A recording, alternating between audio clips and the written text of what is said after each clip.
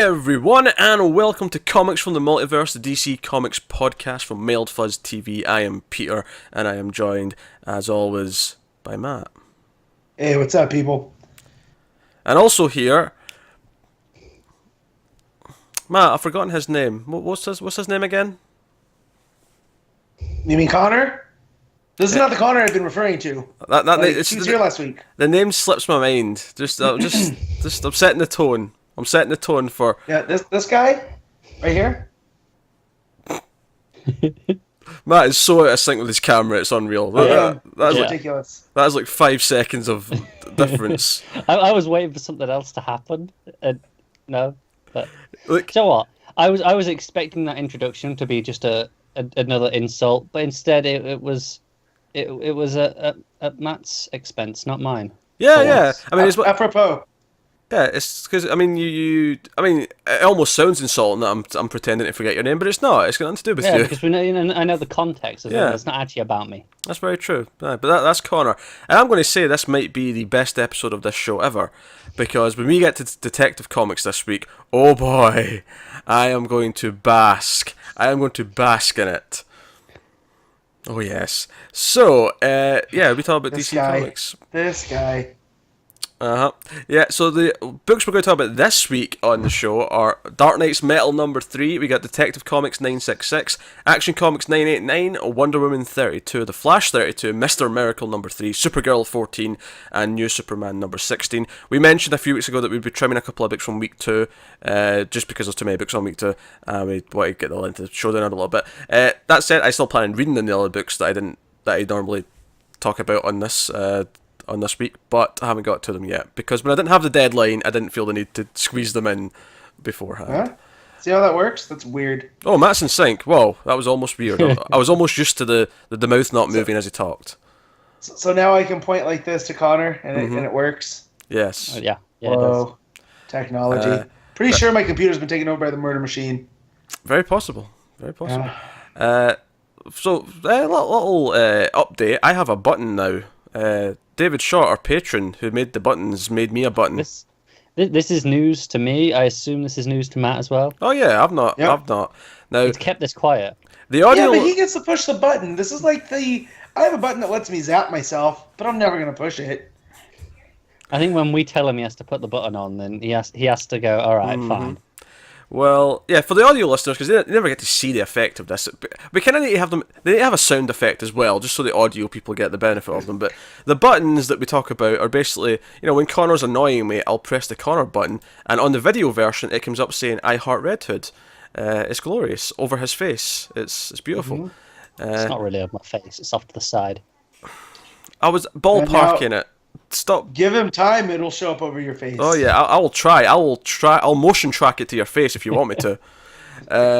So anyway, I have a button now, and my button as follows. It's funny because it's true. And I know that it says something under that, but it looks like it's just part of your bookshelf. So I'm not gonna lie. It does, yeah. I'm not gonna lie. I might have very, very specifically chosen that location so that you could make out that word a bit better. Make sure just light bit underneath, just so you can make out that final word. So for the audio people, what it says is "I love Dick," and then in very small text underneath that it says Grayson. But yeah, so I have a button now. So we're all equals. We all have buttons. We're gonna have to update my button. Thank you, David, if you would be so kind. What? You mean like this? Well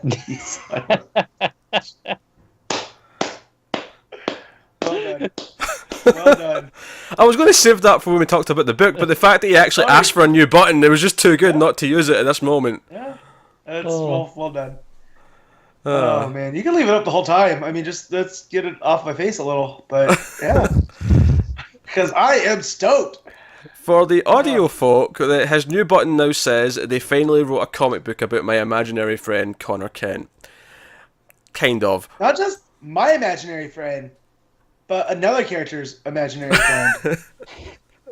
Who, things, aside, is like a legit character. So, this gives credibility, finally. A legit... unlike those illegitimate characters that we keep talking about. So that's everything's coming up this week. Big books talking about Everything's metal. coming up, Millhouse. Metal, Laws Effect, Lonely Place of Living, all these things. A couple of quick tidbits of news, which I didn't even bother writing down. I'm just going to do them from memory because I thought, I'll mention them. He's going to mess one of these up. Probably. Yeah. But just a couple of things. First of all, they announced a Swamp Thing special. This is the holiday special that's coming. And it's comprised of 2 stories. One is a new story by Tom King. With art by Jason Fabic, so that's pretty cool. And then the other one is actually one that Len Wein wrote before he died. It'll be a final story by him. So it was meant to be the start of a new miniseries, but obviously the rest of it doesn't exist. It was meant to be a sequel to that one last year. The last I mini. didn't read that. I did. It was all right. Yeah. It's pretty good. So that'll be a nice little thing as Matt sniffles into the mic like a. I thought I hit the mute button. Clearly, I did not. No, he did not. This is a shambles. If this is someone's first episode, they listen to this first 5 minutes and they go, you know what? No, I'm out. These guys are awful. Let's be honest, though. This is basically us in our purest form. So, welcome.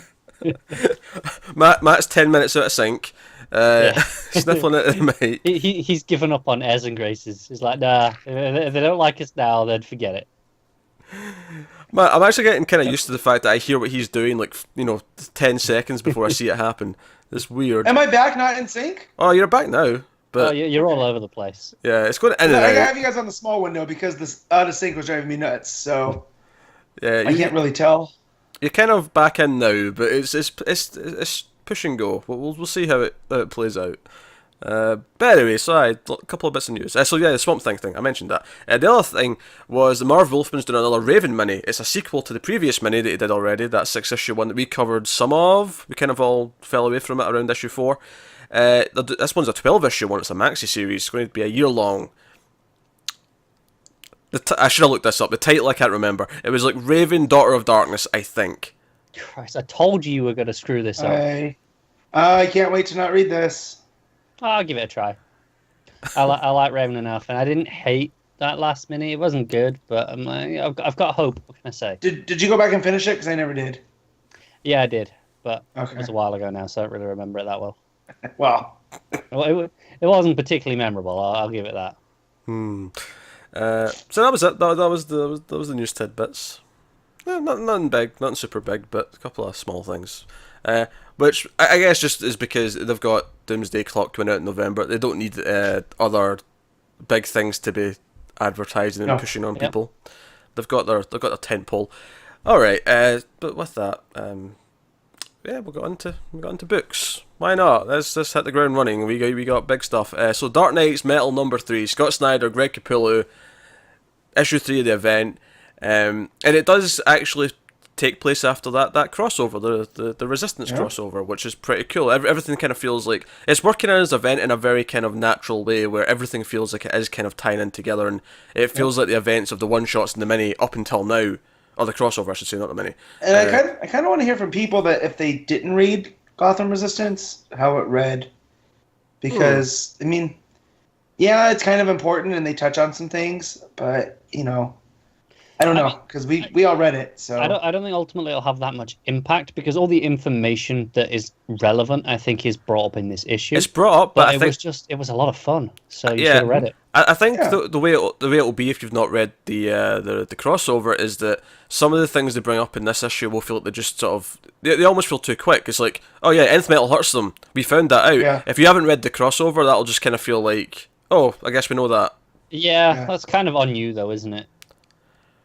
I feel like a crossover, if it's marked as no, this is a tie-in, this is part of this story, it's on the checklist, and you choose to skip that. If you miss information from it, that's kind of on you. Yeah, but like one of my good brothers, he wasn't reading any of those other books, and then he read Metal 3, and now is going back to read the rest. So that was just basically out of not wanting to spend the extra money. You know what I mean? Honestly, I think that's a weird. I mean, it is kind of on reader, but at the same time, I don't think readers should feel forced to read tie-ins. But at the same time, this is the kind of like the complex issue with it is. I think you're kind of damned if you do and damned if you don't. If it felt like the crossover was, completely unnecessary and didn't add anything to it, it'd be like, okay, what was the point of it? But when it does feel necessary, it feels like people who didn't read the crossover feel like they're being shortchanged in some way. Right. So you have this two-sided thing. So I think it's weird to. No, but here's the thing. In this one, I don't think it's necessary because it still gives you the information. You just don't get the context of how did we learn this? Where did this come from? That then is on you. That's backstory that is somewhere else that you can choose to read or not read. You're still presented all the information you need here. Wait, you're presented you have it. a choice to read these? I did not know that. Well, you don't have a choice. You don't know. I know. That's why I was making a joke. But I just the information is there, but it's not exactly. It is purely just a bit of exposition in this, as opposed to actually experiencing it as it was, discovered by the characters. And I'm glad they didn't try to double back on it, and show us what the Gotham Resistance people were doing in the page of this, because then it would have felt like Final Crisis, where we had to watch Darkseid die 3 different times. Oh yeah, it doesn't dwell on it. Someone mentions it. It's like, yeah, we found out this, and then they just move on. Like, and that's where I think that if you haven't been reading the other stuff, is that it will feel really quick and just kind of almost just it's like, okay, I guess we know that, fine, and then you just move on. Which again isn't really a complaint as such, which is why the way I'm looking at it is the main issues. To put this in context of metal and music as an album, the main issues are they're the singles that everyone hears. And then all the other bits, those are the rest of it that make up the flow the of the cuts. album. Yeah. I'm on topic. Stop giving me that look. It's pretentious isn't the right word, but there's a word. I'm looking for a word to describe my distaste of what you just said. I got you, Connor. Thank you. Yeah, that landed with me. Pete strikes me as the type of guy that doesn't get the whole album. He just gets the singles. That's why. I know. Sometimes my favourite songs on an album are the ones that aren't the singles. So I always try the full things. But I am the person who will happily delete the tracks I don't like once I've sampled the whole thing. No, because now that ruins the whole flow of the album. Yeah. I really don't care. I don't listen to things as albums. I find what tracks I like and I listen to those tracks. Oh. That's it. There's almost no albums in existence that I like every track on the album. Moving on. Sometimes I really hate you. But Pete loves dick. Hit that button. All right, I'll hit the button for Matt since he's requested it so nicely. I think Matt's just excited that you've got a button. Yep. Okay. So what actually happened? What happens in Metal 3 besides the Gotham Resistance, share that they can become metal. Basically, everything we've been hinting at in the one-shots and Resistance as well for the last 3 or 4 weeks, where Fate's been showing up and grabbing the heroes and taking them, out of protection. We actually see where they're going. They've been going to the Oblivion Bar, where Fate and the other Nth Metal connected, heroes, him and Plastic Man and who's the other one? There was 3. Well, you had the Detective Chimp was there. Yeah, the guy that runs the Oblivion Bar was there. No. I'm talking about it was Fate, Plastic Man, and someone else. They sort of made sure this place was undetectable up until now. There was 3 Nth Metal related characters. I'm checking Steel. now. Was it Steel? Okay, there you go. Steel. That was new to me. I followed Superman for a long time. I didn't realize his hammer was Nth Metal, but cool. Me either, but I was just like, yeah, it makes sense, I guess. Yeah, I'll go with it. Why not? It works. So I feel like the Resistance crossover and the one shots all kind of played in because they sort of bring all that up. This is everything that's been happening while Superman and Wonder Woman have been on this tower, one of the towers of all these people that we've been seeing.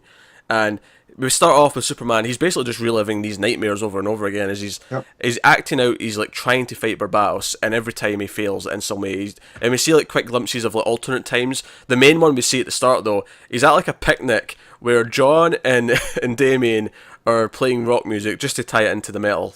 I love Damien's outfit. Yep.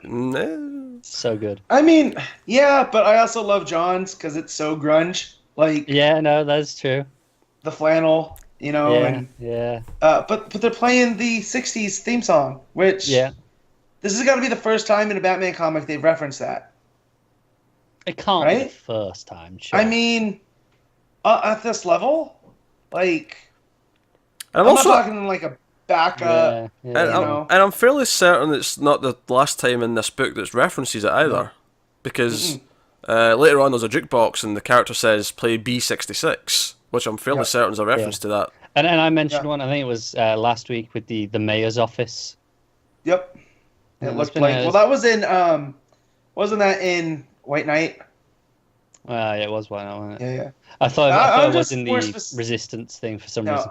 I'm just more specifically talking about that theme song that everybody knows. That I don't want to sing because, Yeah, don't do it. No. So, but no, I really like this scene because I was like, well, is this like post, metal? Like, are we getting a bit of things? And then it instantly just drops out. Like, it's like that scene in the horror movie where they realize it's a dream, but it's a nightmare. Yeah. I love how into it Lois is. Mm-hmm. It just Yeah, this is the first time. time being a mom she's been able to like cut loose and get hammered. Yeah. Well, she decides to get hammered when it's our kids are playing some rock music Why not? out in the lawn. That's when she gets hammered. But yeah, and so the whole thing with Bruce though, like he has this weird like monologue about the war that we just fought, and that was my first thing going like, what is going on here? This is not right. And I think that where it goes from there perfectly. Like Snyder, I feel this is the first time I felt Snyder's been on top of things in a good long while. Even in the first 2 issues, like I felt this had the dread, from the jump point. Yeah, but they wake up and he realizes what's going on. We see that regular characters have been turned into these weird doomsday-looking beasts. He sees Jimmy. Apparently Lois is one of them as well. And obviously we're going to fix all this by the end of the story. But he's like, "Wait, where's Barrows? Like, I know I need to beat him. Where is he?" And Wonder Woman's like, "Well, Gotham, but it's not a good idea. We need to regroup Clark and do things." And, "No, I'm flying off." And he zooms off to. And I love that as he's flying to Gotham. It's actually one of my favorite panels in the book. It's like. It reminds me a little bit of, you remember in the Godzilla movie, the new one, where they're going into the city, and it's like they're going into hell? Him flying towards Gotham kind of looks like that, where it's just all this black smoke, and you can just see the mountain in the middle. It feels like he's flying into, like, the hell. And weird Joker dragons that breathe green fire. I love them. What's that about? I don't care. It's that kind of exemplifies this series of just... Nah, it's metal. It's cool. Let's just do it. There's no reason.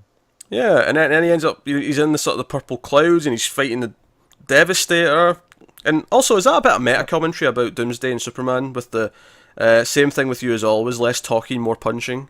I don't know. Could be. Yeah, I don't know. It lands in Mr. Freeze's zone, and that's when the Batman Who Laughs and the rest of them show up, and basically Superman's getting beat. Like he is going down, and it's actually Flash that speeds out of the Fate portal once again and takes them to where everyone else is, which is when we get to the Oblivion Bar, which is obviously where they all regroup. I mean, a lot of this issue is them basically acknowledging, okay, this is everything that's happened, this is what's going down, everything that happened in issue 1 and 2, everything that happened in the crossovers and the tie-ins up until now, this is what we're dealing with, this is what we have to put up with, and they form a plan. Kendra's there, and Detective Chimp's there, all these people. And there's some good beats in here. I like that Nightwing's there, and it's like Nightwing's kind of like he's kind of the leader of the ones who are in the Resistance stuff, and Superman and him kind of like, "Oh, you look like hell, Dick. Like what's going on?"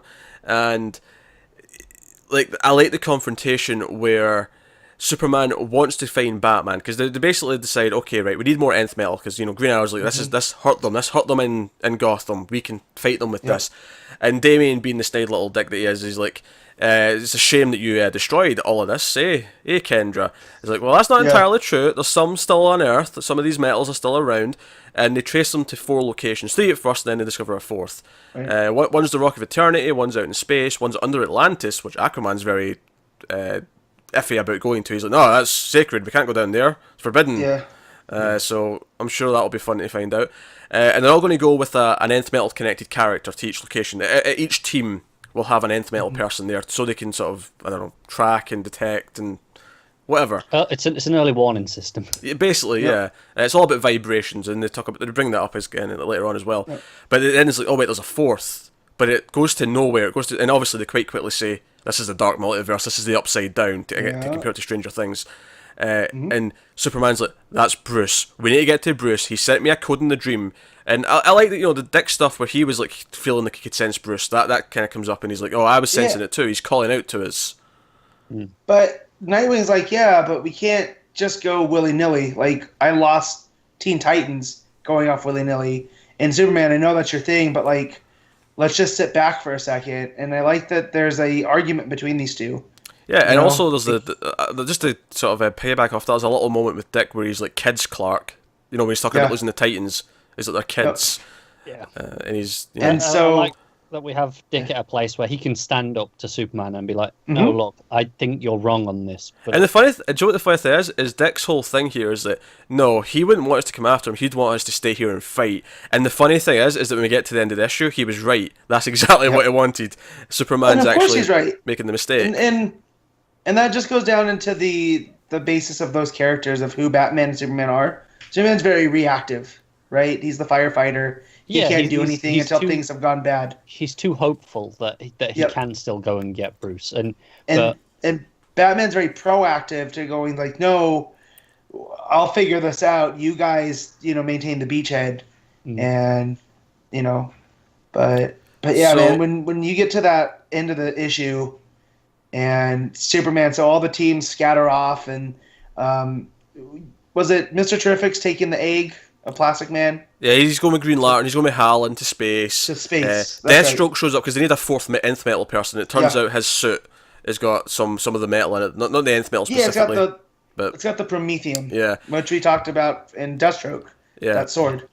And he's going to go with Aquaman, and he's sort of like, oh, this will pay, won't it? But again, it's kind of like, I almost think at Deathstroke at this point, given what's going on in his own book, it's like, he wants to like give the persona that he's like only doing it for money, but deep down he actually wants to help.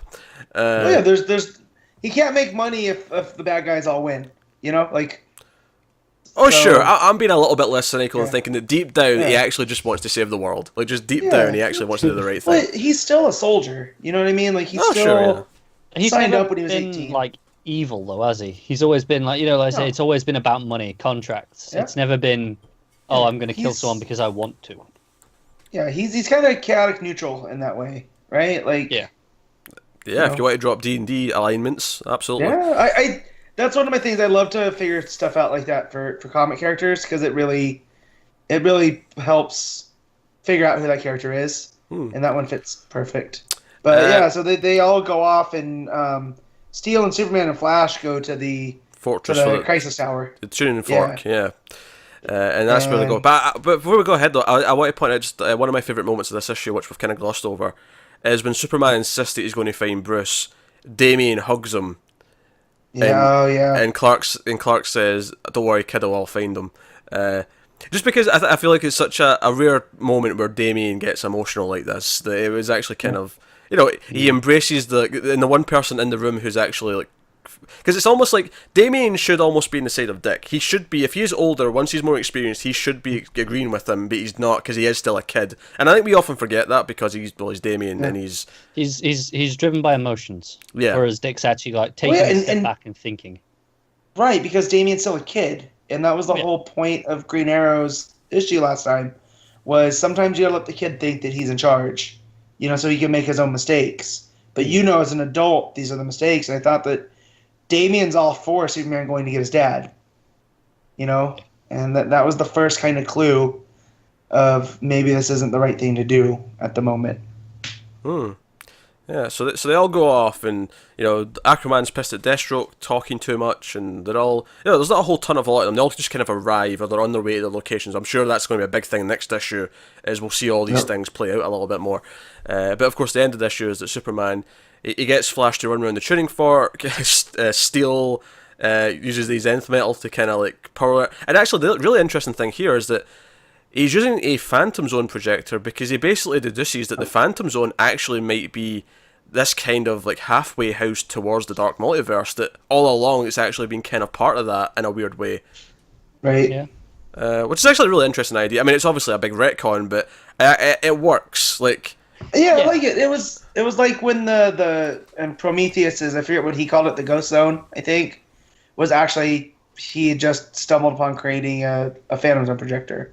He was just in a different section of it, and you know it. And I like when they play with that because what is the Phantom Zone?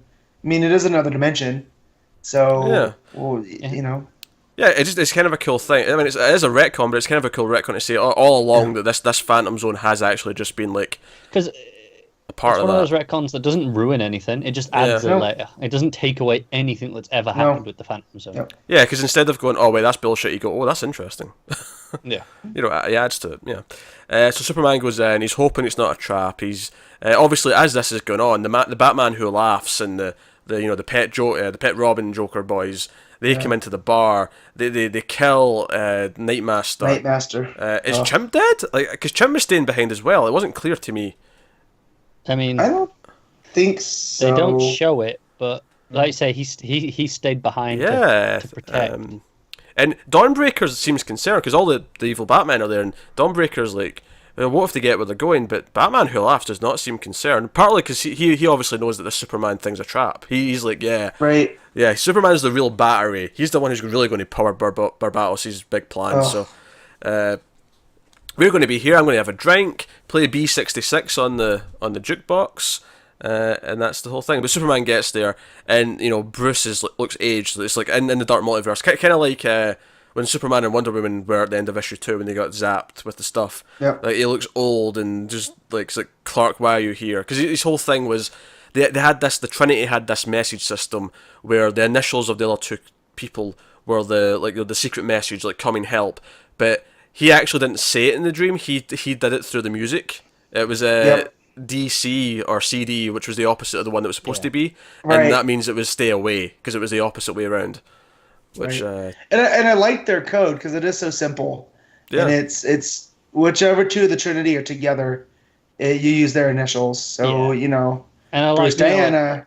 the doing it backwards thing to go. No, this isn't real. Is like like we with bank cards with your PIN numbers. If you put it in backwards, it locks it. It's like that. Is that actually true? Because I've always heard about that, but I think it's a cool idea, but I'm relatively sure it's a myth. I don't know. I've never had the need to try it. Yeah, I've never been held at gunpoint to use my bank card, but knock on wood. Yeah. No, yeah, knock on wood. Yeah. But no, I like that, and I like that it was through the music too, and through the chords. It was chords D and C.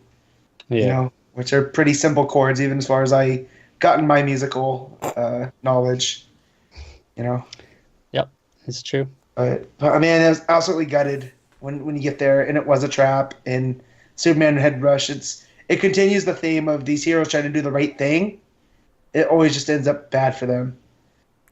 Yeah, and I think with Superman especially, the idea that he's adamant about being hopeful and doing things his way is maybe not the way we're going to beat things from the Dark Multiverse, because the Dark Multiverse is the negative of their world. Yeah, and it's the idea that no matter what he did, it would have gone wrong, because all roads lead to darkness. Yeah, that's what and the fact that earlier in the book he had all those different nightmares that he had. Like, he had always gotten beat by Barrows, whether he had teamed up with villains, and you see him with Lex and I forget who else. But Joker. then he even teamed up with the death or with the New Gods, and he's there with Orion and Mr. Miracle. So but it's right that no matter what Superman tries, he was almost fated to be there. But it does a thing where it removes the two of the big three from the board, so it keeps it interesting. Yeah, and it's worth mentioning that next month doesn't have an issue of this, but it does have the one-shot Batman Lost, which does seem to slot in perfectly at this point. Like, you assume that issue is going to be about what happened in the Dark Multiverse with Batman when he's been missing. Yeah, it seems like it's been planned meticulously with the placements of things. Yeah, Yep. Everything seems to fit. I know a bit later on we do have an issue of Metal is delayed. I wonder if anything else around it is knocked back to fit in the appropriate place. It was only delayed by 1 week though, so possibly not. It might just the only difference may be is that now Actually, no, because all the tie-ins are done by that point, so it actually may not affect anything. Oh, are they all done? Okay. Yeah, I think by that time in January, we're done with For all we everything. knew, Snyder could have wanted something changed, and so Capullo and the other art department had to go back and revise things. Because a week, again, isn't that much time to delay something. That seems just like a quick fix, not a whole big thing. So that's cool. I do think now that one issue's been delayed though in January, I think that I can see 5 and 6 being pushed or six if that's the next one. Yeah. Being pushed as well. Yeah. But so out of these issues so far, if they're all different kinds of metal, right? You know, the first was kind of like a thrash metal because it was real quick and kind of fun with the Justice League Voltron. And then the second one got kind of dark, and it was kind of like death metal, right? It was just unrelenting. This one was definitely doom metal, because nothing is okay by the time that it ends. And I hope each of the issues stand out on their own, and I can do this with each one. I'm not sure if I follow the logic that doom is darker than death, but I won't get into it. Well, so with doom metal, everything, it's not anti-metal, but it's slowed down. Versus where, death metal is still kind of fast and in your face. Doom metal is slowed down and is just really hammers the point home that everything sucks. So, there's that sense of dread there that permeates through, whereas death metal can still just be like, them singing about slasher movies and whatnot. And this is the first issue that really did slow down. We had an extended sequence where they sat around and talked. Mm-hmm. Yeah, it was all of our other DC characters sort of acknowledging the situation, and we got a chance to breathe and understand what the current status quo was. It also gave us the plan for the next issue, possibly issues. So, do you guys remember on Twitter? I want to say it was a month or two ago. Snyder was asking for like alcoholic drinks themed around superheroes. Vaguely, yeah. Yeah, I wonder if that was for this issue, because Nightmaster had said something like That's all right. the different types of drinks. Yeah, because he mentions a couple, and then Batman Who Laughs asks for one of them. Yeah. Yeah. So I remember that as I was reading this. That's really good issue. I think I was down on the last issue because of some things, but this one I think rebounded real nice, and I liked it a whole lot. I was not down in the last issue. I think it's been pretty solid through. Actually, after 3 issues, after the crossover, after the one-shots, as much as I didn't like the Dawnbreaker one as much as the other two, and seeing how they all kind of tie in together, I can definitely say for sure now that I'm really liking Metal as an event, as a whole thing. So unless the ending completely shits the bed, I should be pretty happy. With how some of Snyder's other Batman works kind of did towards the end of those runs, I'm gonna hope he's learned from it. Like, no new Batman machine. Like let's I think the bonus to this is he's not taking anything too seriously. Everything's just fun, so it's kind of hard to screw it up because like the problem with the other stuff that he did was he kind of got in his own way. He kind of overthought things, whereas this at its core is very simple. It's just a lot of fun. It's going to be hard to mess that up, I think. He kind of saved the Dionysium whole thing, which I kind of hated, but by tying it into Metal and it being one of the things that had primed Bruce for all of this, it makes it, it's an easier pill to swallow. It makes it look like it's a larger piece in the story. I will argue with something Car just said. You just said this was simple. I don't know if I'd use simple to describe at its core, it is, an invasion from a multiverse and dark Batman. That's essentially what it boils down to when I say it's simple at its core. Oh sure, but it's not told that simply though. Like you go back and read those prelude issues, and it was all like teasing all this different stuff. It was intentionally making it more of a puzzle to solve as you were going. No, I don't mean like the way it's tied. I just mean what the core premise is quite simple because it's just having fun with all these ideas that are around it instead of complicating the plot. Well, it's the worst case scenario is brought to life. Yeah, and that's the elevator pitch, and so I get the simple on it, but then again, you can take something simple and do some complex things with it, and it doesn't have to be Morrison level. Like you need 3 degrees in literature to understand what's going on. One last thing I want to bring up about this issue is when Batman Who Laughs is talking about the Dark Batman and the Dark Worlds, and when he's talking to Superman, He says, in our worlds, we have killed you. Every one of us has killed our Superman. And you think it's the worst desires or the worst fears that are in his head, but what if it is his desire? Well, which one is it? Like, does he secretly really want to do this deep down? And like all these worlds are where he got to. Now, obviously, we don't think it is, but I think the idea of him poking at that idea is pretty fascinating. Yeah, definitely. So, yeah, that was cool. All right, so that'll take us on to our next book, which is Detective Comics 966. And we have James Tynion IV writing, Eddy Barrows on art, and so. Before we get into this issue, can I just make a little thing from last issue because I wasn't here? But it was just about special treatment. No, okay, just the overall thing is it's to do with the future Batman actually refers to the Batman of tomorrow.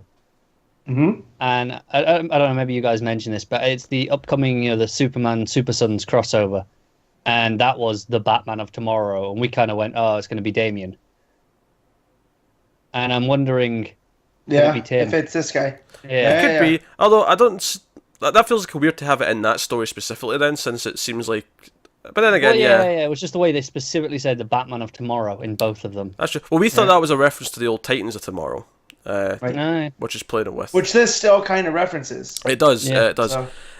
So man, I'm excited. So if you've been following our show for a while, specifically since Superman Reborn. Yep. You'll be aware of a running joke that we have on this show. Because in Superman Reborn, it kind of recapped the story of the death and return of Superman, and it did it was like 1 or 2 panels dedicated to the reign of the Supermen, the sort of replacements, which traditionally in the original story had 4, but in this retelling there was only 3. There was one missing. That one, of course, was some character that Matt made up in the last little while. But no, right, so the 4th one was Connor Kent. Originally the Metropolis Kid, Superboy, later given Connor Kent as a proper name. And then later on, of course, he became the Superboy that everyone kind of remembers with these t-shirt and jeans and all that jazz. So he was missing. And ever since then, because that annoyed Matt so much, ever since then, every time he's brought him up, I have jokingly went, who? And I have played along with this idea that he never existed. I have played into the continuity. And we had this teased last week. I think it was the middle of the show last week where we got the tweet. It was towards the end, the breaking news. We heard that Tynion at New York Comic Con is implied that if you want to know about Connor Kent, the next issue 966, that's the one you want to be reading. And it's like, okay. That. Okay. Yeah. So lo and behold, I read this Detective Comics issue 966. And I don't think I could have ever predicted, and I'll basically be honest, I kind of want a co-writer credit for this issue. At least a special thanks. Yeah, because you get to a page later on in the issue where the older Tim, who's the Batman, the sort of the darker Batman from the future, he says to young Tim, or Tim from present day, he says, and say sorry to Connor, that wound will never heal, so heal it quick. And Tim, or young Tim, says, who the hell is Connor? I don't think I have ever laughed as much in my life that I did at that page. So, this is my first read of the week. Like, as soon as I got it, I could not wait, right? I got to that page and went, Pete, let me know when you read Beck, please. And I imagined him having, in Home Alone 2, when Tim Curry finds out that the credit cards are stolen, and he has the smile that's like the Grinch. That's how I imagine Pete going, oh boy. But, that said, I had some other friends who don't understand my fascination with Connor Kent, but this friend in particular loves Jason Todd. Yeah. Connor? And he's just like, no. Not in the fun button way, who actually thinks he's the best Robin in all of this. Like, it's ridiculous. He's just like, I just don't get it. He's mentioned one time, and, he shows up in a background panel. I don't know why you're losing your mind. It's just like, the fact that since Reborn, I have been like, where's he at? This is BS. It's kind of been like, it was Stephanie Brown and Wally West, kind of all over again. But we got them back in Rebirth. And so the fact that I don't know if it was, if this is Tynion's plan all along, if this was from people like myself that are like, where's Connor? The fact that it was just even addressed was enough for me. Like, we can go another year without Connor, and I'm fine. Obviously, there's a teaser. Because it's... At the start of the issue, we see a little bit of what this Dark Batman, Tim Batman future's like. Commissioner Renee Montoya's after him, and he's killing anarchy. And Connor calls him. He's the Superman in this team of Titans. So we get a little cameo there. And, I almost thought, that was it. That was the mention that we were going to get. It was just this little tease that must be Connor. Small question. This little opening segment, is this the same thing that we got in Batwoman? Yeah. Yes. Absolutely. No doubt. It's because it's the fact that he stepped foot on the Narrows to take out anarchy, and that broke the truce. So that's why they're coming after him. And even just the fact that Batwoman issue said this story picks up in Detective Comics later. It was like... Yeah, I was just wondering, because obviously this was obviously a different timeline now, whereas the Batwoman one seemed like, okay, this could be our timeline in the future, whereas this one very clearly isn't. Which just tells me that Batwoman timeline isn't our timeline. It's this timeline that this comes from, which I think is fascinating. But yeah, but then when he gets this, because we'll get to how they break out of the prison and all that, because they get out by the end, and that's when this scene happens where he mentions Connor. I think this works in a lot of ways. It works because we might not actually see him for a long time, maybe not until after Doomsday Clock or whatever, but the fact that it's been brought up in a way that's saying no, he did exist. This Tim remembers him, and our Tim doesn't. It reminds me a lot of Flash and Wally West, in Rebirth, where Barry didn't know who he was until he remembered that spark, and he's like, "Wait, Wally, I'm so sorry." Like, it almost feels that they're going to build to that at some point. It might be a year from now. It might be longer than that, but it's set Tim on the path now. Yeah, the writers have not forgotten. And throughout this issue, we find out that that's the reason why Tim was removed by Mr. Oz, was whether it was Tim in the future or Tim in the present, he's smart enough to piece things together. And if he's out there, that's going to ruin whatever if it's Manhattan or whatever else, their plan for this Earth and how they built it from Rebirth up.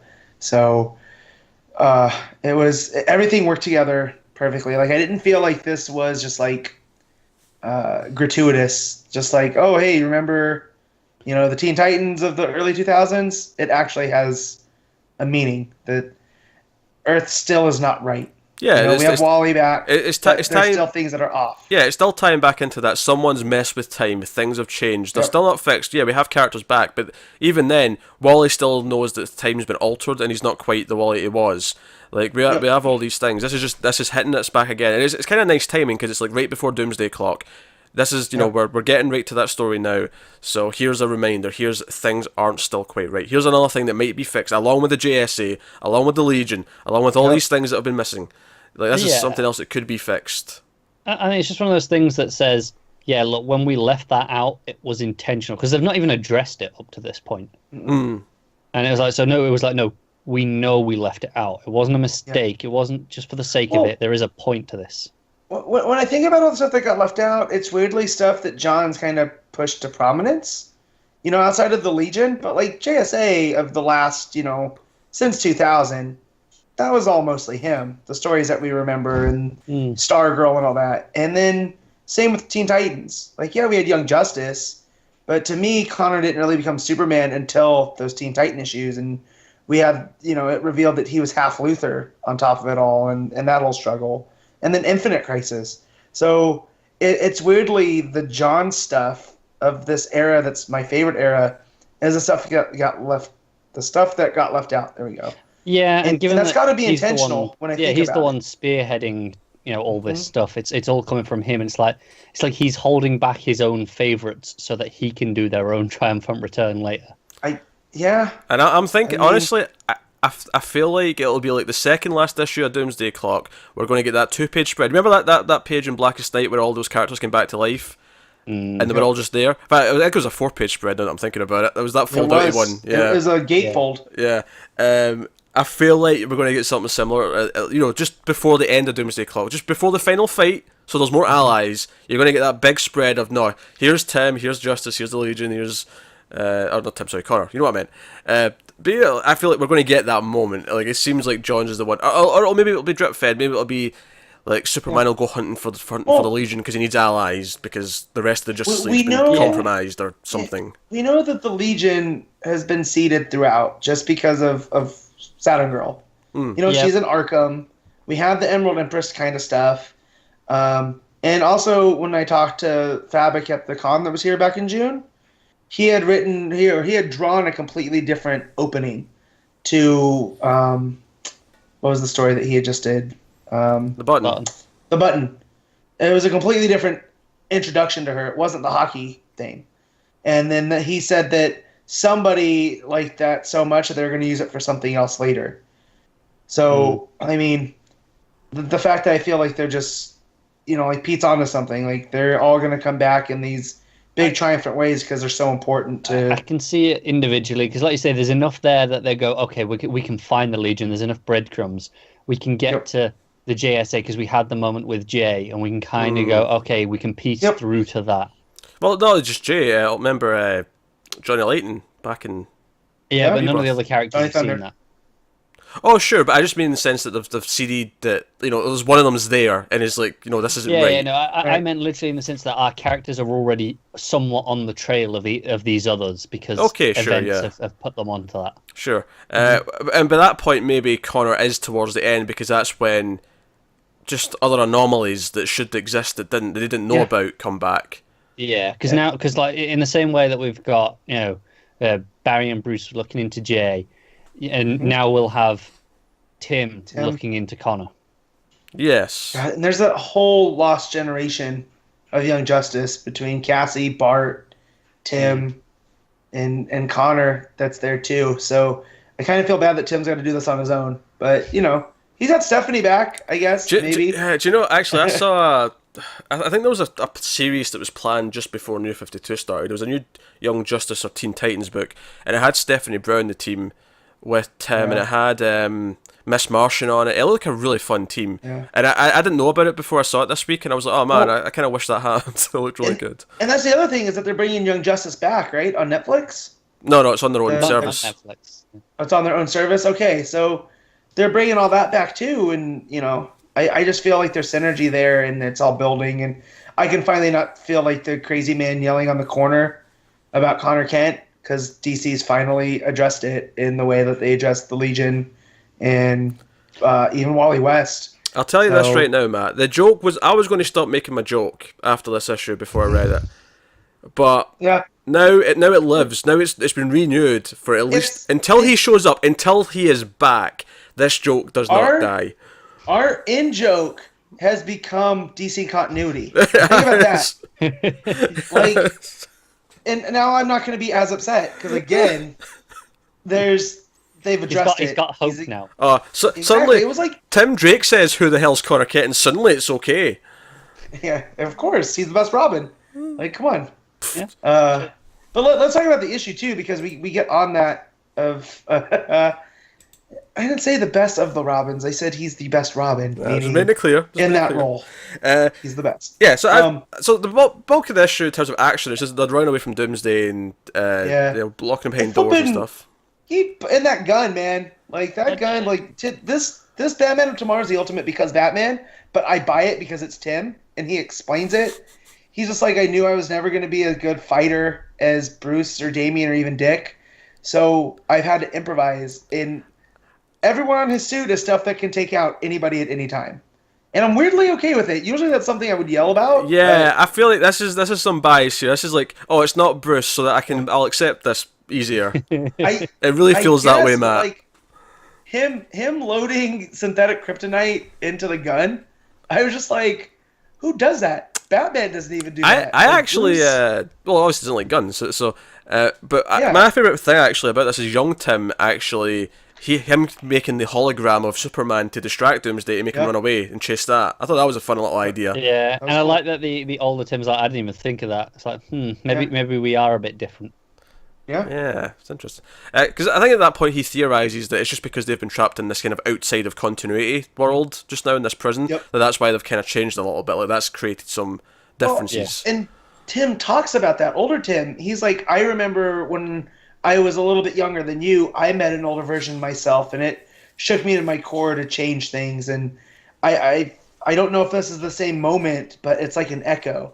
So I like that they're playing with it in that way. Like, what you do in the present can change the future. Yeah, that actually Back to the future. that brings up the ending, because obviously after the Connor revelation, older Tim's like, wait, that can't be. We're from different timelines, and then he figures out, okay, things have changed, but am I still you? And then he cuts he cuts young Tim's arm, and then he looks at his own arm, he's got a scar, so it's still affecting him.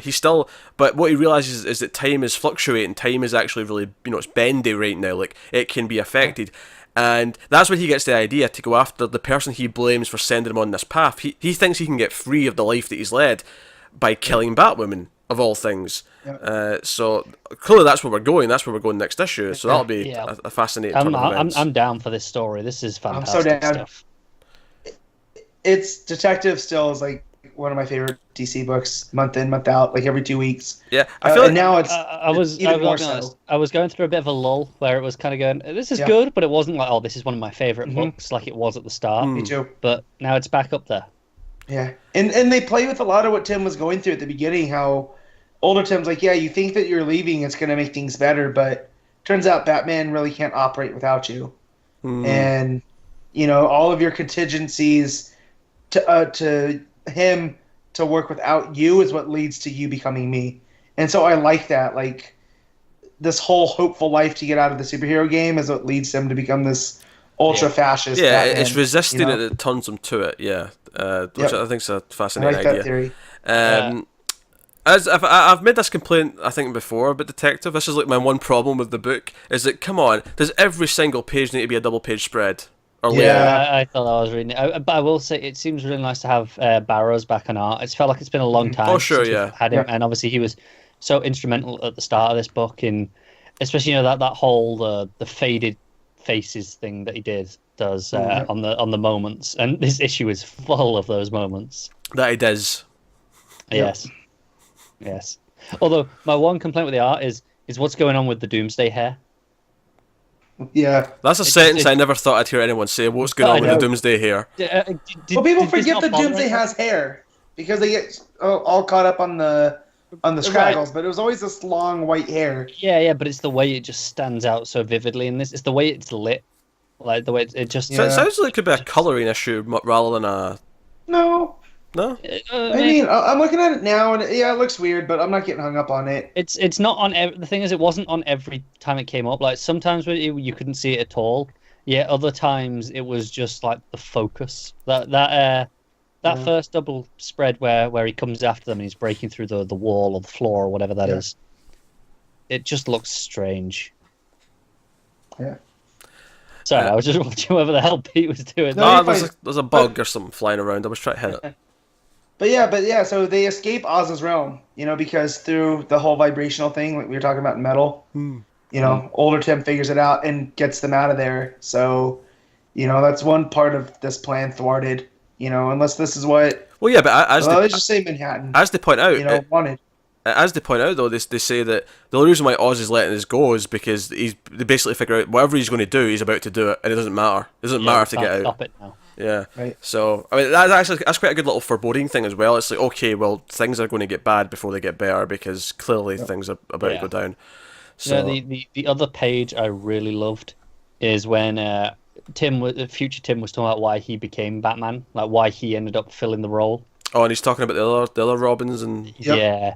And how good does Dick's Batman suit look with the blue? It does look pretty cool. I also did enjoy the fact that Jason's missing a leg and an eye. That was fun. Because of drug abuse. Not because of, psycho ninjas. Because that dude just fell into a deep, dark hole, and that was the only thing he could fill it with. It basically boiled down to, Jason's shit. Don't worry about him. Yeah. Damien apparently nearly... I like how whenever, even in this timeline, which obviously is going to be changed, I love that Damien still has the same Damien Batman suit that he's had ever since Morrison had that first... It's a cool suit, isn't it? The old pointy shoulder suit. And I like, too, in that, as, he didn't try to be Batman. He's just, he let everybody else try to be Batman.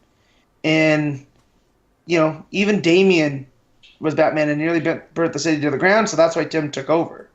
You know, it's almost like he was like, no, I really don't want to do this. It's not until he feels like he has to. Exactly. So, and then he ends up like doing something Bruce could never do, and that's to get full control over Gotham to his detriment. Like a fascist. Like, I'm so like there's something wrong with your Batman when anarchy's making more sense in the opening scene. Yeah. Yep. Yeah. That's it. Yeah. And there's also a tease of Stephanie in the future. Like Tim's still hung up on her. And she so hates, whatever had happened between them. Yeah, she's basically like, oh, that monster's not Tim. Tim's been dead for years. Yeah. Like, whoever this is just a shell. But it still drives him nuts. It makes me a little worried. Do they think that the real Tim died when when we saw him die in the start of this run, and when he came back, it's like, no, the real Tim never came back, and it's like he changed then. Well, I feel like because I think if we just had Dark Batman Tim for a while, maybe, but I feel like because we have young Tim around trying to stop him, presumably immediately at the same time, I think they might not go down that path. But that was kind of the thing of the old future Tim, was like he kind of tried to change things. He mentions how he had that echo of this same thing, and he tried to change things, yet he still ended up in the same place because he saw that it was right. Well, but see, the thing with the Titans of Tomorrow story was that whole world had gone dark.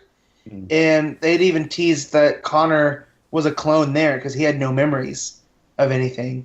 Yeah. And then that set the table going forward after Infinite Crisis and Cassie and Tim and that whole thing. And he becomes Red Robin to strike out on his own. So there are all these themes that are, again, familiar, but just now through this weird echo, which now I have to go dig through my trades and see if I have that one because I can't remember because I need to reread it.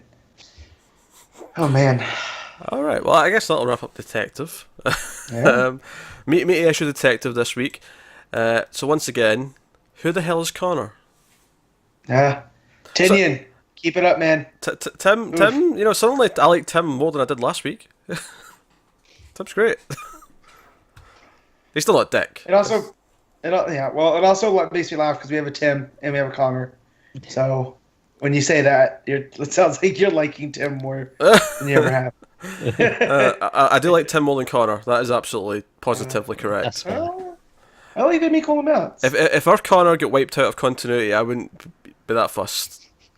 Would there be a replacement for me on this, or would it just be there'd be a blank spot and it'd be like people would be like, I'm sure there was something else there once. We'd have a Matt somewhere going, where's Connor? There'll be a gimp with a red hood mask on. Creepy. Nightmare fuel. Alright, that'll take us on to Action Comics 989. This is the third part of the Oz Effect. And this kind of... The main story of this one actually was less about Superman. Superman obviously was there, and he argues a bit with Jor-El as he's been doing. And like all these things are happening around the world. In particular, there's these missiles being launched between these two armies in this country, and Superman goes off to try and stop this, and he's making sure these chemical warheads. And even though he stops them, the retaliation side of it, the side that was going to get hit, it's like, well, they were about to do that to us, we're going to do it to them, and it seems to be escalating and getting worse.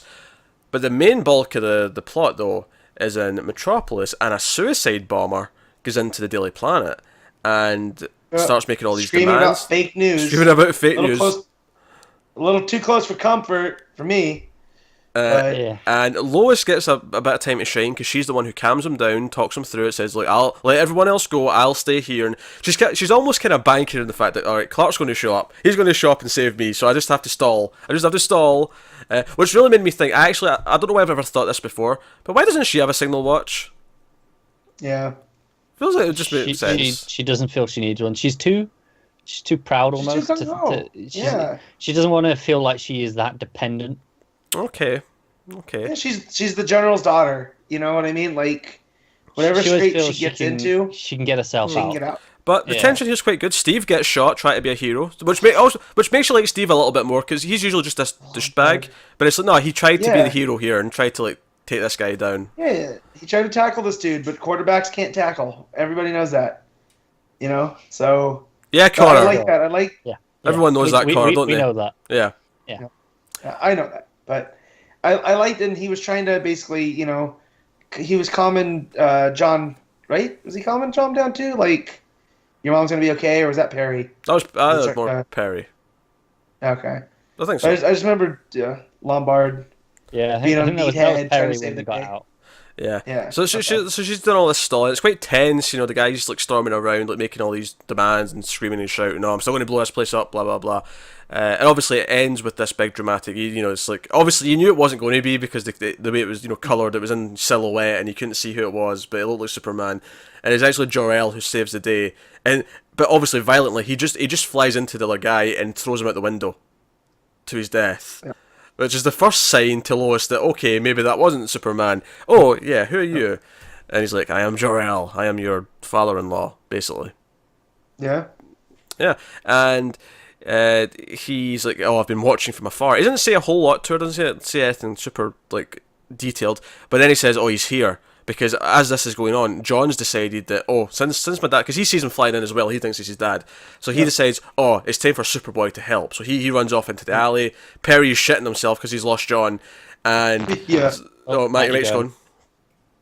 And so he's gone up the building, and Jor-El, so the actual end of the issue is that Jor-El goes to John, and Jor-El's like, hey, I'm your grandfather, and, you know, this world's quite bad. How do you like it on Earth? How's Earth? It's like, it's okay. What if I told you there's a better place on Earth? And he's like, oh, there's another planet we could go where you won't have to hide who you are.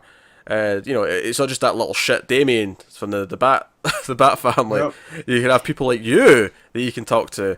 And we sort of end with this cliffhanger of he's trying to seduce John over to the dark side by showing, hey, look at this planet, this almost Legion of Superheroes-esque shot of all these characters. It does look like that, doesn't it? It did. So I thumbed through this issue, right? I never thumb through them, but I thumbed through it. And I get to that last page, and without seeing the context, I dropped it. I was like, no, I can't get 2 in 1 week. There's no way. And then I read it. I was like, yeah, well, it's not the Legion. It's just Legion-esque. So, but I got excited for about 10 minutes. But you know what it is? It's just a hint that John is going to join the Legion one day. Yeah, well, he has to. It's Superboy in the Legion. Exactly. We've had Supergirl in the Legion. We've had Superman in the Legion. And it's time for John to have his, It's got to step up. Yeah. But, but see, the whole reason that the Legion with Superman was around was because he kind of needed friends. And John has friends. He's got Damien, he's got the Titans. Yeah, but he doesn't have any time-traveling friends. No, and everyone needs time-traveling friends. Exactly. So, but yeah, I still think there's more to Jor-El than. Oh yeah, I'm expecting a swerve. I am up, and obviously, the suicide bomber. We find out that he even says in front of Lois, Oz told me, like Oz showed me the way. Like Oz is behind this, and the woman who's like sort of like is talking to him before he goes in, she's like doing more stuff for Oz. Like there's people doing things actively for Oz's plan, for Jor-El's plan. Now obviously Lois doesn't know that Jor-El and Oz are one and the same at this point. Presumably she will find out soon. But so it makes sense that Jor-El was going to go after John. It actually makes a whole lot of sense that was kind of the path this was going to take. We saw that in the Zod arc when he came and helped out John. Yeah, exactly. Because he brings that up. He's like, I recognise that voice. You're the one who helped me in that issue. So, not that he said that exact sentence, because that'd be weird if a character said, "Oh, you helped me in that issue." Yeah. But no, I like this issue more than the last one, because the last one was very much just Jor-El telling his story, and it was very kind of, it was fine. It had some interesting ideas, but it was very kind of just this one story he was telling him. Whereas this issue had a lot more tension and action. I mean, Lois was involved, John being involved. It felt like it really advanced things for me. I feel like this arc has improved every issue, because the first issue I was a bit like, okay, it's just about the reveal, but other than that, I didn't think the issue did that much. And then the second issue was like, okay, it's better, it's giving me some details, but like you say, it was kind of just, here's a story. Whereas this felt like, no, we have a plot, we have events and actions to do. Yeah. Art was just fine. I wouldn't say I loved it or anything like that. It was kind of serviceable. Certainly out of the book so far, I'd say this is the weakest of the art that we've talked about. Yeah, out of the three. Yeah, obviously Capullo was killing it, obviously. And Barrows does a really good job, detective. So, I just that reveal on the final page, it looks so great. Yeah, it's a great image, isn't it? And you can see John as like, he's putting the crystal in to like sort of show him this world and stuff. Like John's like eyes are lighting up at the possibilities. So he's thinking that he's gonna take John back to Krypton, right? Like that's what he's talking about.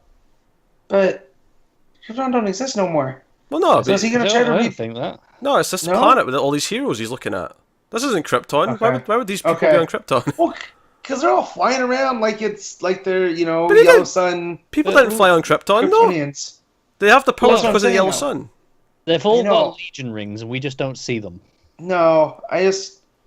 At least right now, I am under the impression this is either a fake planet that doesn't exist, Yeah. he's just making it look like it That's- exists, or yeah. it's a new planet we just don't know about yet that happens to have Yeah, because people on it that can fly. he was talking about Oz is chosen, So, like, that's why I'm wondering if he's just basically going to do this whole Ra's al Ghul, wipe everybody out. Yeah, it sounds somehow. like that. It sounds like he's Yeah. going to have like he's selected some people who are followers Yep. who will help him, but he's going to wipe Yep. out the rest of humanity, which of course Yeah. Superman's going to have to stop.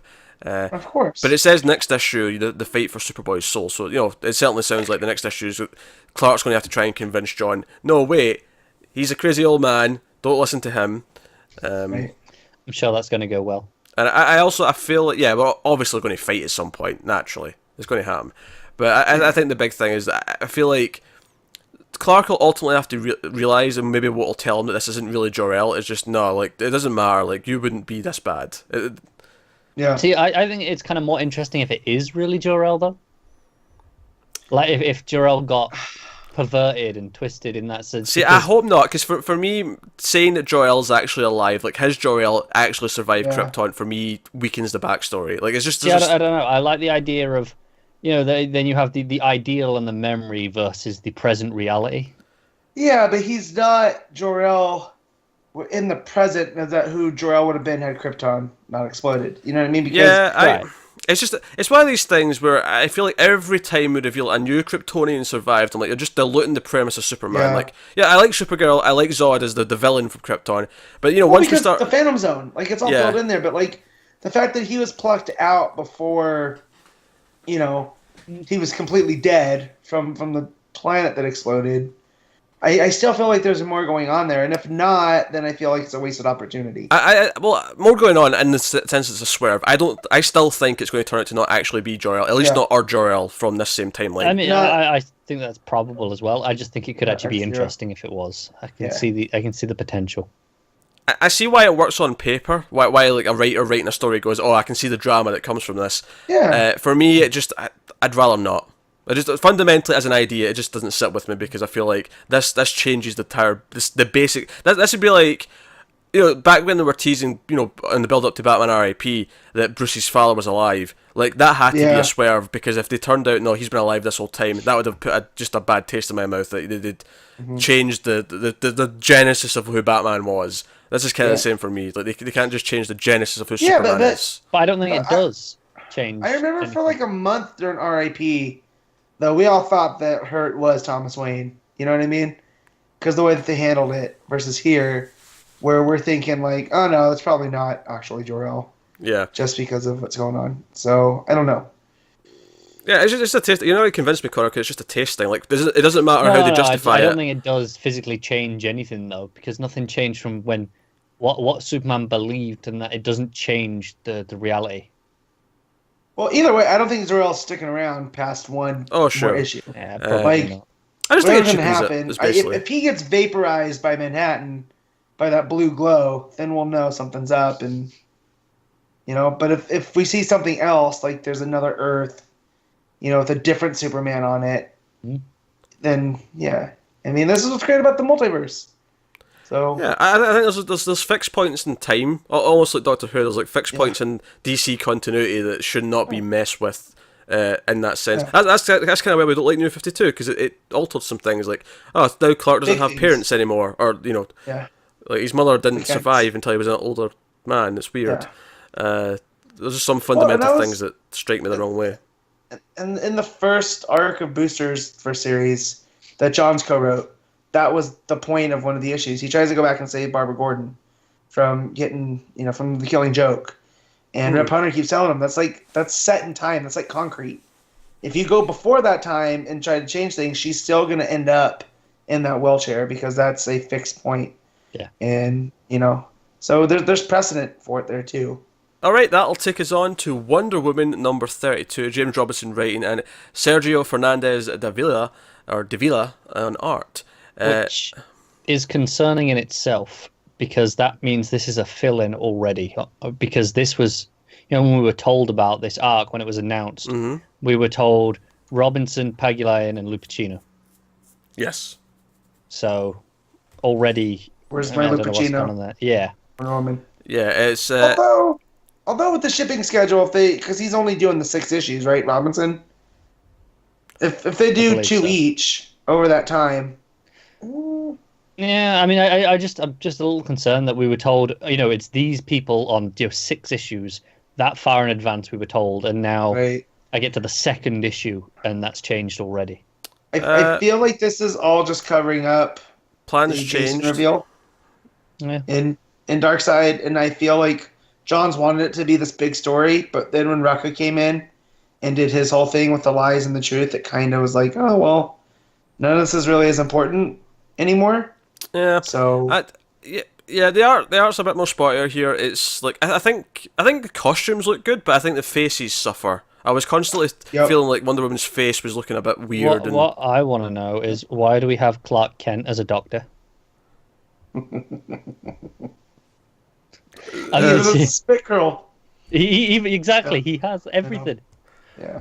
That's a fair thing. This issue was kind of a weird mix for me. I was liking the first chunk of it, the first half. I liked basically everything until she actually went to find the twin brother, and then it kind of dropped for me because the actual twin brother reveal just felt really, I don't know, it's just one of these cheap comic book reveals, and it's like, I don't know, he's been here all this time, being a fisherman, I don't know. Yeah. Well, it really, the whole blood of a god thing, it's seeming like it doesn't mean as much as we thought it would.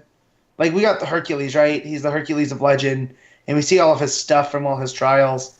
But this dude is just a fisherman off the coast of Greece, and then there's hundreds of other of Zeus's sons and daughters that have been killed by Darkseid that were just normal people.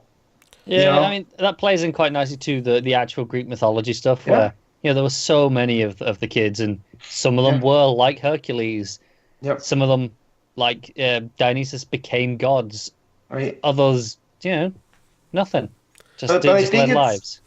It's going to do this thing, I think, with Wonder Woman, that what makes her so special isn't that she has the Zeus blood, It's the fact that she was raised on Themyscira the way that she was. Do you know, the ending for me, this shouldn't be possible from one page. Just one full page spread of seeing a character for the first time. But I just look at that page and go, this guy is going to be such a dull character. He looks boring as hell. There's just something about him. I get that vibe. When I thought that Hercules was the brother, when I thought he was Jason, when you see him as a lumberjack and he's cutting stuff down, and I was like, oh, this dude's cool. I want more of this dude. And then, like what Pete just said, when you get to this, he's like, oh, he's got an anchor, hoisting it up by himself. And he knows about her, because I almost feel like I know where the way this is going. He's going to be like, oh, I'm happy to finally know my sister, and blah, blah, blah, blah. But secretly, there's these evil intentions the whole time. He's going to turn to be a villain, they're going to have a fight, and that's going to be it. Look, all I want out of this story now is for him to swing that anchor and smack someone in the face with it. Yeah. Sure. Tell me that's not going to be cool as shit. Yeah. Maybe. I don't know. I like the... I agree with everything you say, though. Yeah, I feel like he should have been more. The fact that we get, Wonder Woman coming out to Man's World, I feel like he should, if they want to make him cool, make him, the man version of Wonder Woman in the way, he does good in the community. And they still could do that, but right now it just seems like he goes out and fishes every week, brings it back, sells it, and then goes... Because, Joe, I think it was just how easy the... Because I think I was enjoying the issue... I like the action at the start. I like them discovering all these dead gods, all the sons of Zeus and all that, because they're rebuilding Darkseid, and they're doing all this stuff. I liked all that stuff. I liked the fight. Steve's got his team there. And by the way, I do know the song that the Scotsman was singing. What was it? It's a song called Loch Lomond. Loch Lomond. Okay. He starts off. It's a great whiskey, by the way, Loch Lomond. Oh, is it? You'll take the so high road. Do you guys just go singing that everywhere you go? Is that how you know it? No. It's not like that, but it is played. We all whistle Yankee Doodle all the time. You guys seen this one? Yeah. So it's high. Just in case you're curious, the end of the verse that the chorus that he's singing there's. So it's, you'll take the high road, I'll take the low road, and I'll be in Scotland before you. That's the end of that sentence. Just in case you were curious where that went. I That's couldn't such a care less. letdown. I figured Oh, there'd I'm be so a rhyme, sorry. but no. Okay. All right, So, fine. Bite my shite. There's definitely something going on with this guy, the lawyer. Like, Oh yeah, he's managing Yeah. Hercules' estate. Yeah, well, this is the thing I was about to say is that I was okay with it when she was going to the house and she was reading the letter because I thought, oh, maybe it's going to play like a mystery where she's going to really have to go hunting for him. It's going to be this like, who is the son? Like I almost that for me is maybe the one thing that would make it interesting and fascinating would be if. Oh, she never really can quite find him, or it's going to be really difficult. Like, who is he? Is he hiding? Is all these things? Right. And then she just gets to Greece. She goes on, flies over to the ship, and it's like, oh hey, you're my sister. Yeah.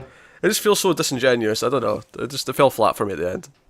Yep. No, I agree. I'm kind of gonna go wait and see what they do with it next issue before I, completely condemn it. But I mean that final page is the worst part of the issue for sure.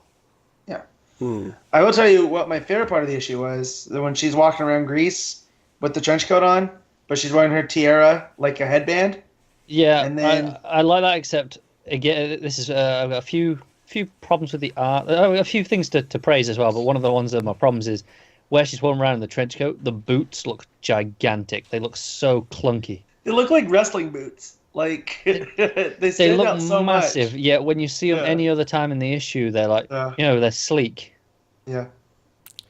That's fine. But the second part of my thing was when she decides that she's going to go out there, she just rips it off and she's wearing her normal clothes, and then she just lowers the tiara down, and she's Wonder Woman. Like, Yeah, I like that. I like the transform. Yeah. As much as the boots look a bit funky, I do actually kind of like the Yeah. idea that she just got a coat over her regular outfit. No, I like it as well. It was the boots were a bit weird.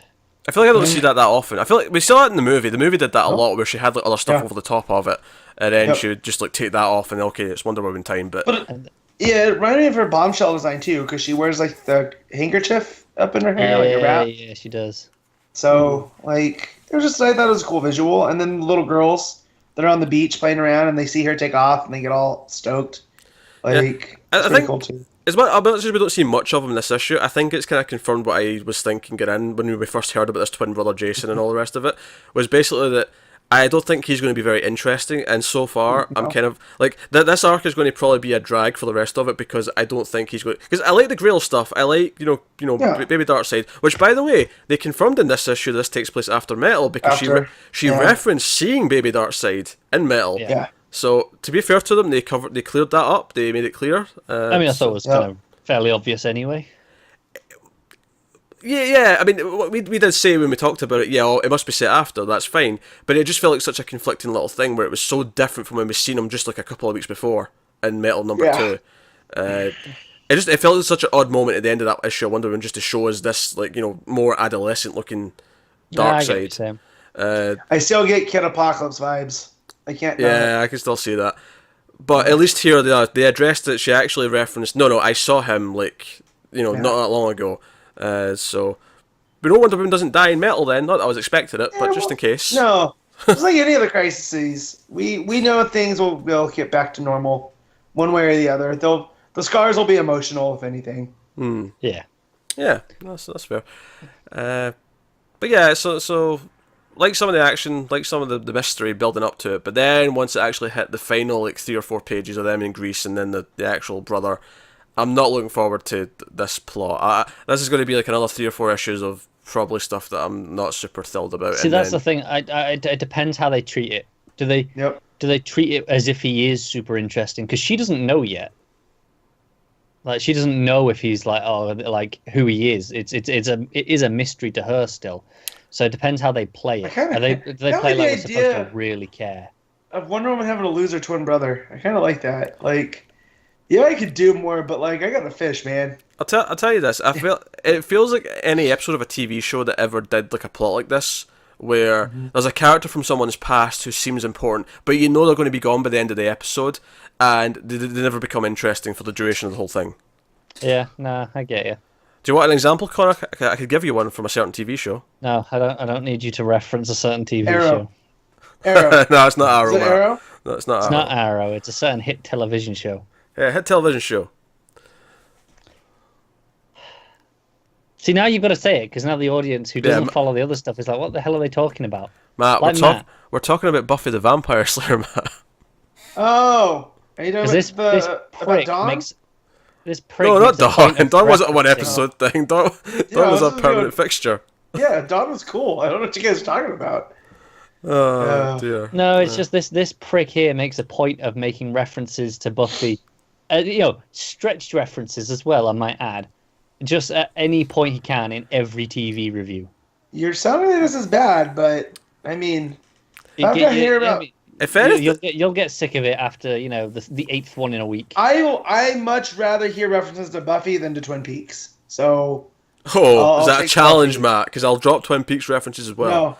no, because you were doing that when you were watching Twin Peaks. That's Anytime true. someone's drinking coffee, you'd bring up Twin Peaks. Yeah, I Like, don't it was like like a mania. I don't like coffee, but I have to get excited about something to do with coffee, so I just connected to Twin Peaks, and all of a sudden I'm interested. It's true. It's when I was at the convention a few weeks ago. Like every year, there's kind of like an unofficial theme where all the artists kind of pick something.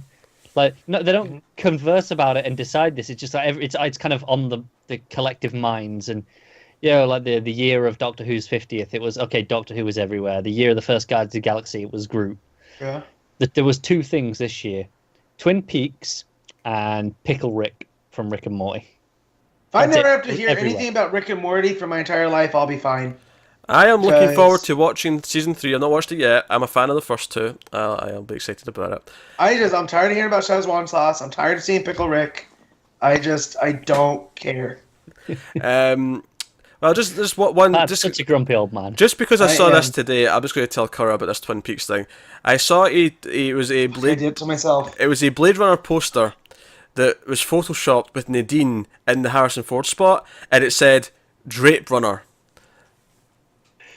Oh, Enjoy so that. good. I knew where you were going I with don't that. get that, but I'm gonna laugh anyways.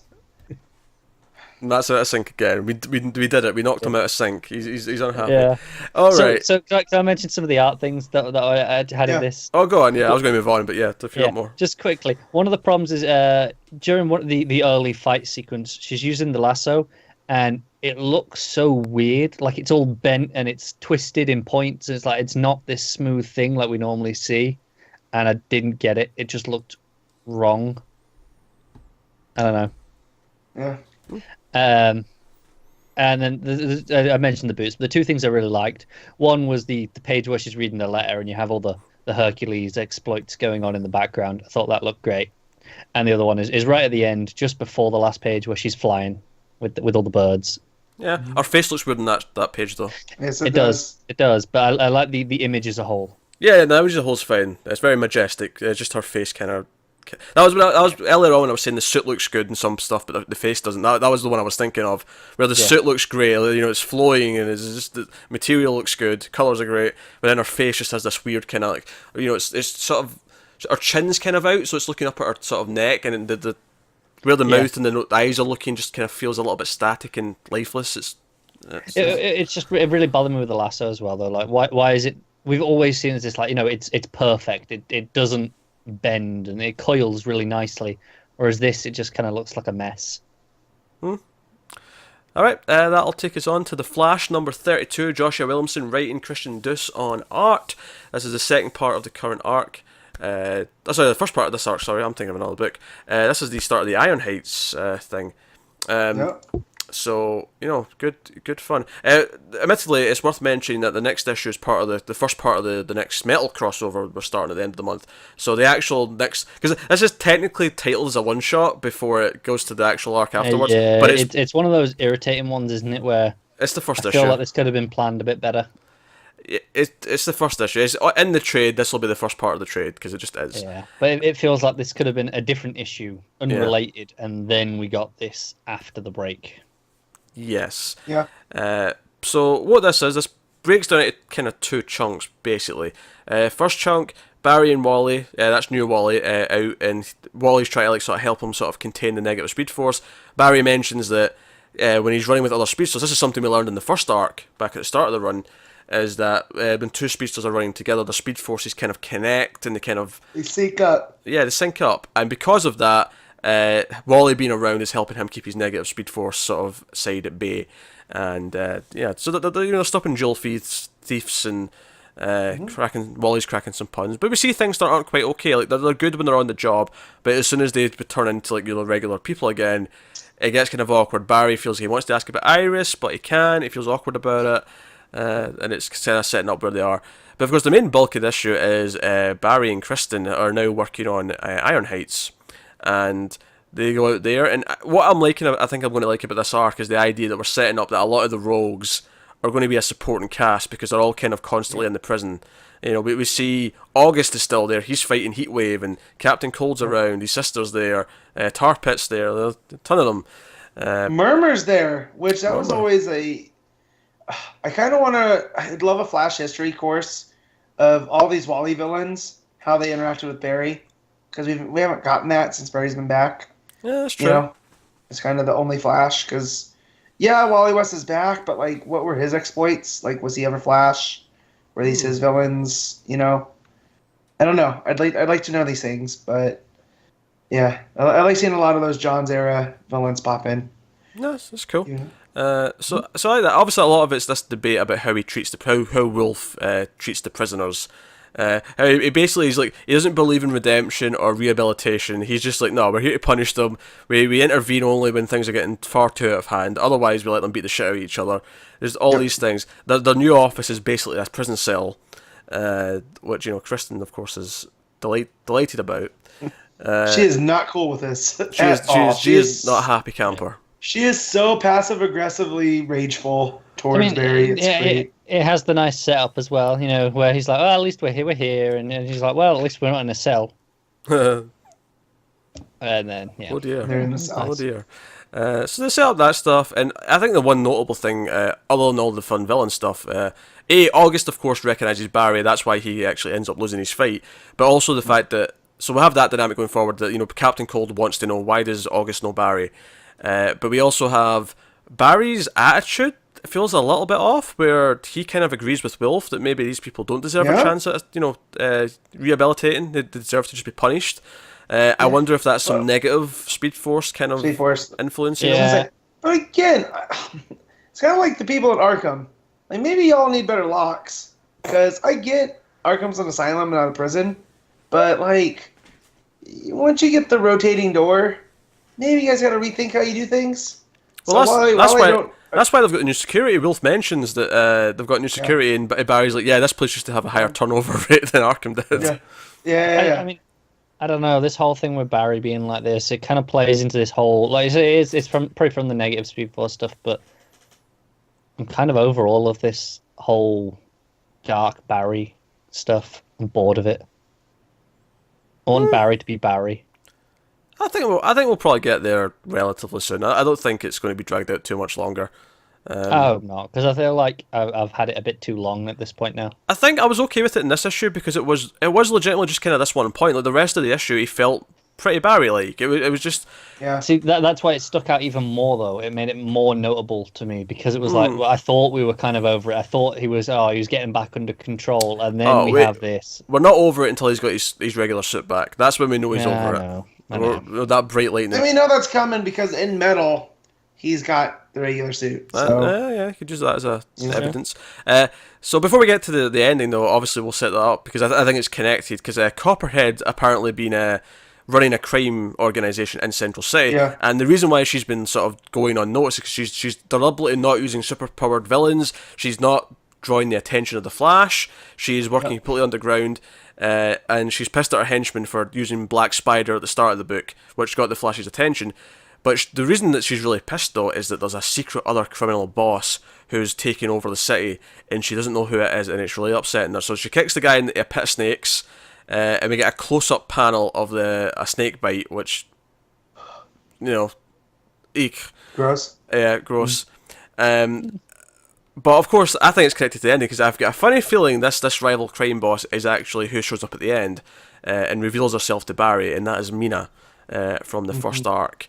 What was her speedster name? I was forgetting as I was reading this because she had one. Well, in that thing, I think she was just Black Hole because of the No, organization. no. Before that. No, you're right. She did have a name, didn't she? Yeah, in the first arc, she had a speedster name. That's bugging me. Connor's looking it up. I am, because it's bothering me as well. Yeah, and now I think she might just be Black Hole, but she definitely, because the next arc's called The Rise of Black Hole or something to that effect. Yeah. So Fast Track. Fast Track. There we go. I knew she had a name. Yeah. She had a hero name, but yeah. Also, the name of the turtle in Captain Carrot's Zuckeroo that has the Speed Force. And you complain about me Fast making Buffy references when he's bringing this shit up. DC continuity, bro. What do you want? I think Matt is the master of the deep cut. He is. He really is. Did you enjoy this issue, Matt? Connor's obviously a little bit different. No, it was good. But I'm more on Connor's side. I'm kind of over the dark Barry stuff, and I'd like to get back to It's a more traditional Flash story. I think it was mostly a good issue. I just I got to that point. I was like, oh, I forgot this was still going on. I think I dug it quite a bit because it was less about Barry, more about all the new status quo, him in the prison, him with all the rogues around. Like I'm liking this setup. That's what I was digging about. Yeah, I mean, if they could have done this too without the negative stuff. Like they could have wrapped up the negative stuff, whatever, and then had him go to Iron Heights. Oh, they could, but I'm sure. Like I've got a rough guess actually as to how it might wrap up now. Actually, and I think that's why it's not been wrapped up yet. I think it's going to wrap up with August. I think because August already was kind of a dark Flash. I think that it's going to be a confrontation with him that's going to spark the change. It's going to make him realize and get over it. That's what I think is going to happen. That's fair. Did no one else think it's a bit weird that Cold was like, oh, how does August know Barry? And it's like, well, they're both cops. Yeah. Yeah, I would think that not be the logical assumption at that point? I think maybe it's more the fact that the reaction that he got when he saw Barry. He knew it was more than that. I'd maybe guess. Okay. Yeah. It's not just that he knows him. It's like no, he means something to him. He's reacting to his presence beyond just I know that guy. Mm-hmm. So. No, that's fair. It was just phrased a little bit weirdly, I think. I think I got it. I think it's basically just there's a history there. I want to know that history. Is basically what he's saying to him. So or saying to her rather, because it was his sister. But yeah. But yeah, no. Yeah, that's fair. I enjoyed that more than Wonder Woman. I'll tell you that much. More hopeful going forward in this Flash arc than I am in that Wonder Woman arc. I don't know. I still enjoyed the issue of Wonder Woman as a whole more than that issue of Flash. Going forward for the rest of the arc, admittedly, I wouldn't say that, but I think issue to issue. Wonder Woman had higher highs. Flash didn't nosedive for me at the end though. So Flash takes it for me between the two. Fair enough. All right.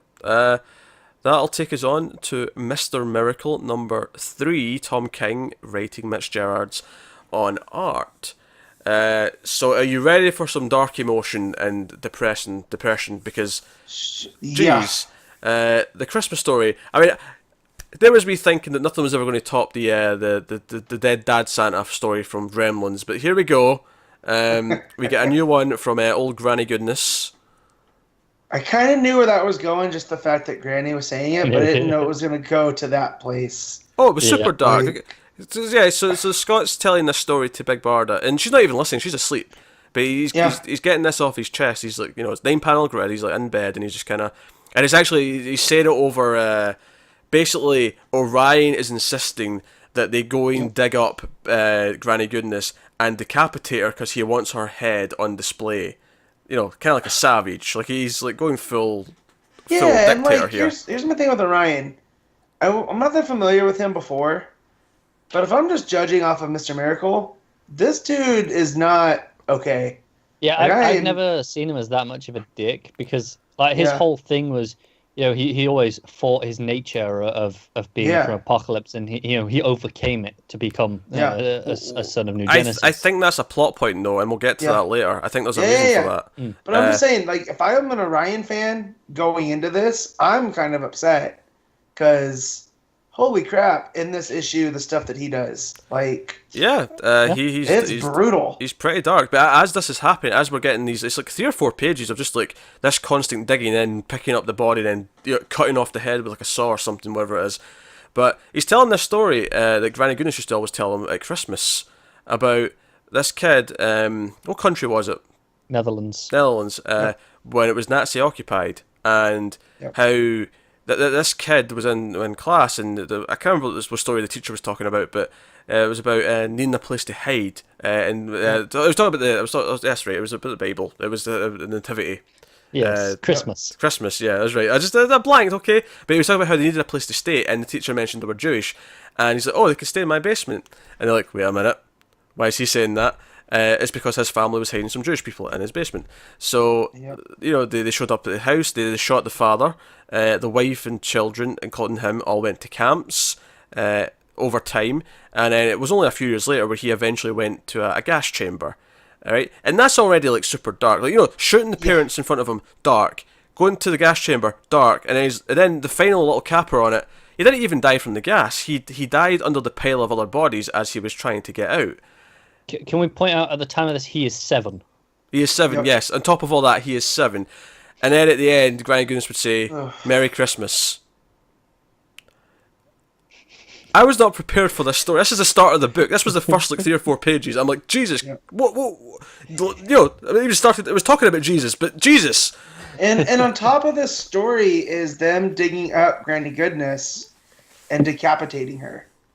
So, like, not only is there not like art that's doing the counterpoint, it's like you're getting a double dose of it. Do you know what I found very interesting about what was happening in the background? All the stuff with that. It was doing the the video static thing that we saw a lot in the first the tracking issue, lines, which implied to me that Scott was experiencing this. He was seeing it because that's how we went through his mind in that first issue. He was seeing things like that. That's interesting if he's seen this. Yeah, it could just be he's thinking about it later on. Like this happened earlier, and he's thinking about it. But maybe there's more to it than that. Maybe there is more going on. And it's just he gets up to get a drink of milk, and Forager Bug shows up, and he's there to tell him, hey, Orion's going a bit nuts. He's basically like murdered or let like so many of my people be murdered in this war. Some of them are basically being sacrificed in like no-win scenarios. 6.5 million. Yeah, and apparently the next plan that he wants to do, which is invade Apocalypse, will kill 3 times as many, 4 times as many. And he's like, we don't want to follow him anymore. But when you the patrols you led, your regiments, they were the ones that survived the most. You're the best leader. We want to follow you. And he's like, hey, Bug, come on, like, I'm not... And he's like, no, seriously, you. But then he says this really ominous thing at the end, but if we're following you, then Orion is dead. Right. It's a very ominous way to phrase it. Go ahead. I was going to say, and then Light Ray, pops out of a boom tube and disintegrates the poor bastard. Well, and he also finds out that Orion, so the bugs... We're just kind of like, hey, we're not okay with this. We're tired of being the front lines for the gods. So they brought the queen in and then decapitated her and put her head next to Granny Goodness's. Yeah. It's like, or else. Yeah. And so it's kind of like, well, Orion has become Darkseid. And there's this conversation later of Darkseid is, what does that even mean?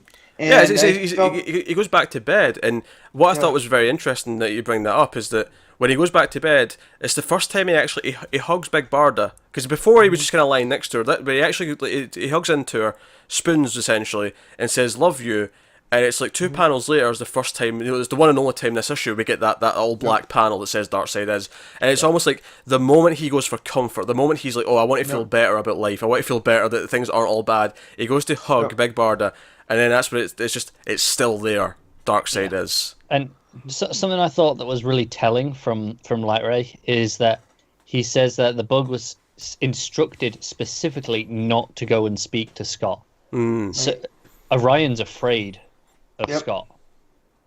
Well, he can escape anything, right? Like, so but whatever plans that Orion has for him like we've seen this, that like he wouldn't kneel, right? Yeah. And he had that in that last issue. He just stared him down. I think though, with the bugs being such a bulk of the army, though, he's afraid of Scott overthrowing him.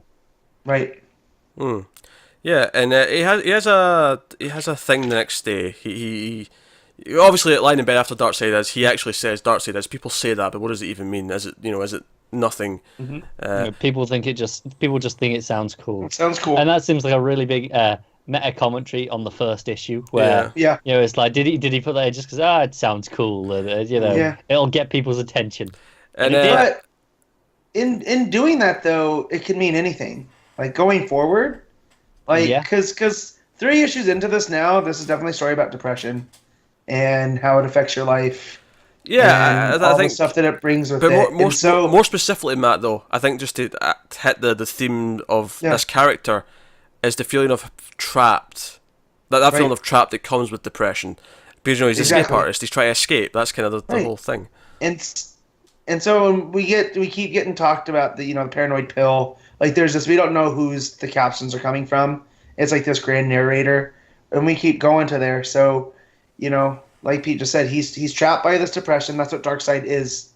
It's any time that he can feel comfortable, he's kind of reminded about this. And so that whole first issue, we kind of just see him functioning at life. And here, so it keeps interjecting the Darkseid is. But here, things are getting, a little bit more sideways. And how does he respond as he keeps trying to ignore it? And then it pops up, and then he's in this self-realization. He's like, well, what does that even mean? What is this?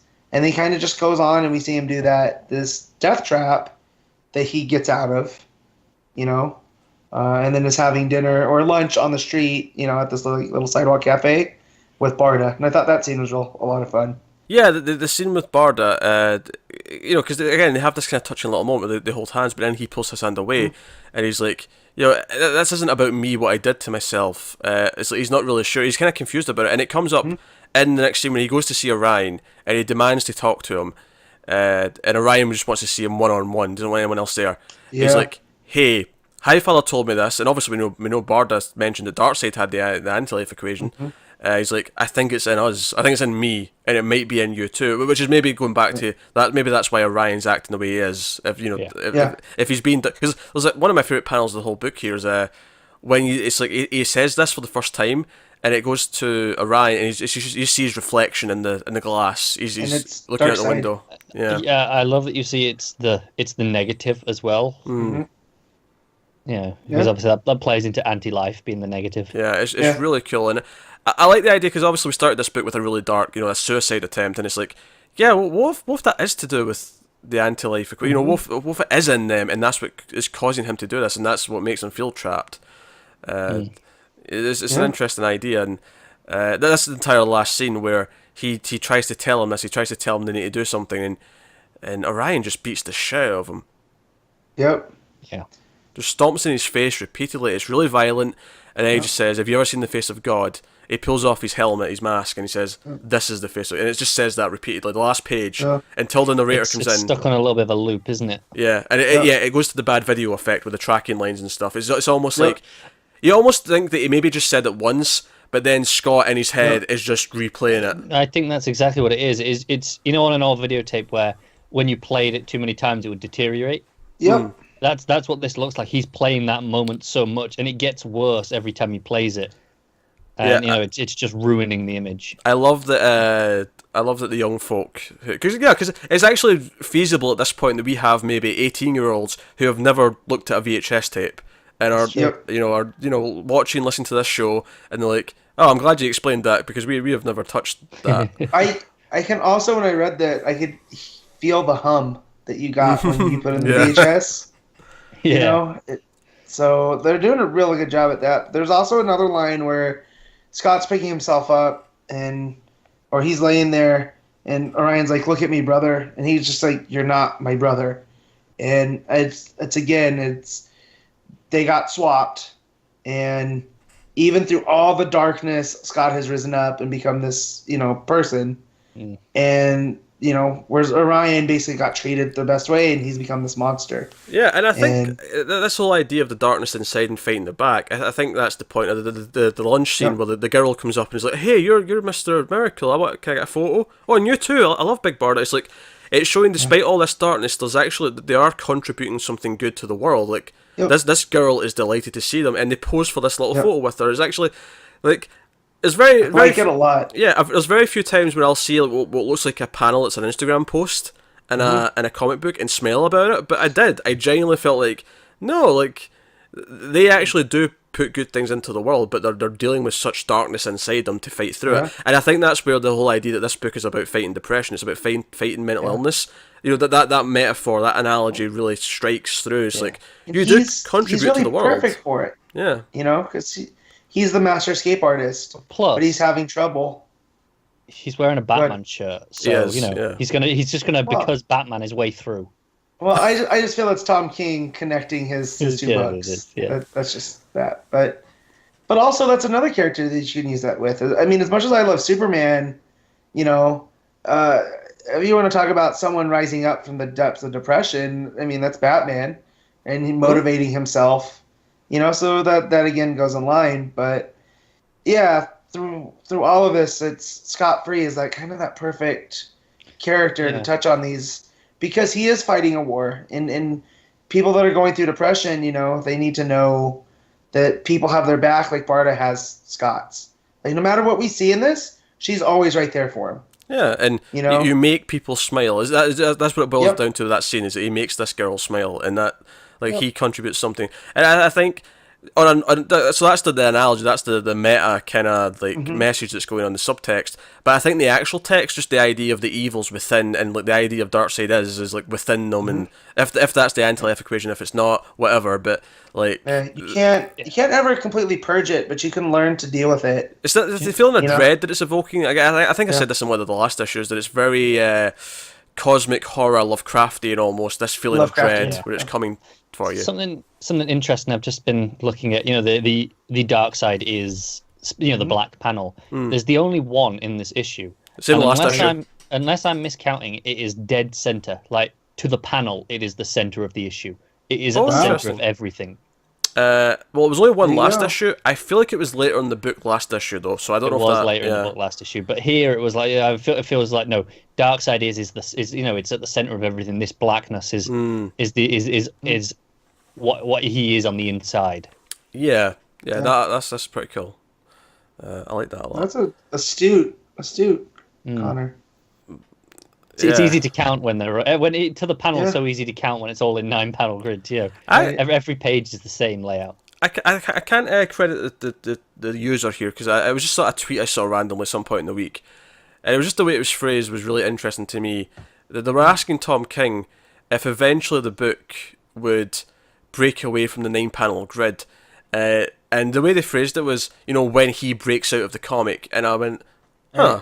And I thought, does the 9-panel grid almost act like a cage on each page if you look at it? It's very much like bars, isn't it? Yeah, and I'm like, is that when it finally breaks away, is when he... man. When we get a full... Sorry. Go and see. That's exactly what I was going to get to. Yeah, but when we get... Because you just talking about it made me realize it, and when we get to a full-page spread of something, it's going to mean so much more than kind of like we were complaining about Detective, like... Every other page is a 2-page spread. And it looks pretty, but after so many of them, they lose their impact. But here, if we just keep getting 9 all the way through, and then boom, there's one in the middle of issue 8, it's going to feel huge. Especially if it's like a heroic moment, or maybe a self-victory moment where he realizes he can fight back. But when he realizes hope's not all gone, that could be a really big moment. And I think you said there, it loses its effect.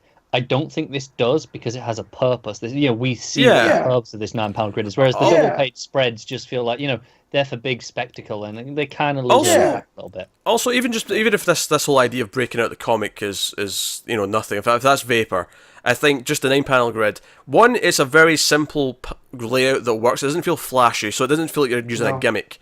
And then secondly, because the way this comic is, we've talked about this in the previous issues, and again here with him like in bed shuffling around, with him getting up and taking the drink of milk, and it's like it plays the beats of the moments where you feel the actions between each panel. It makes everything feel like you're just going through the motions because everything's the same. It's like you're just watching. Like where where he's climbing up the tower.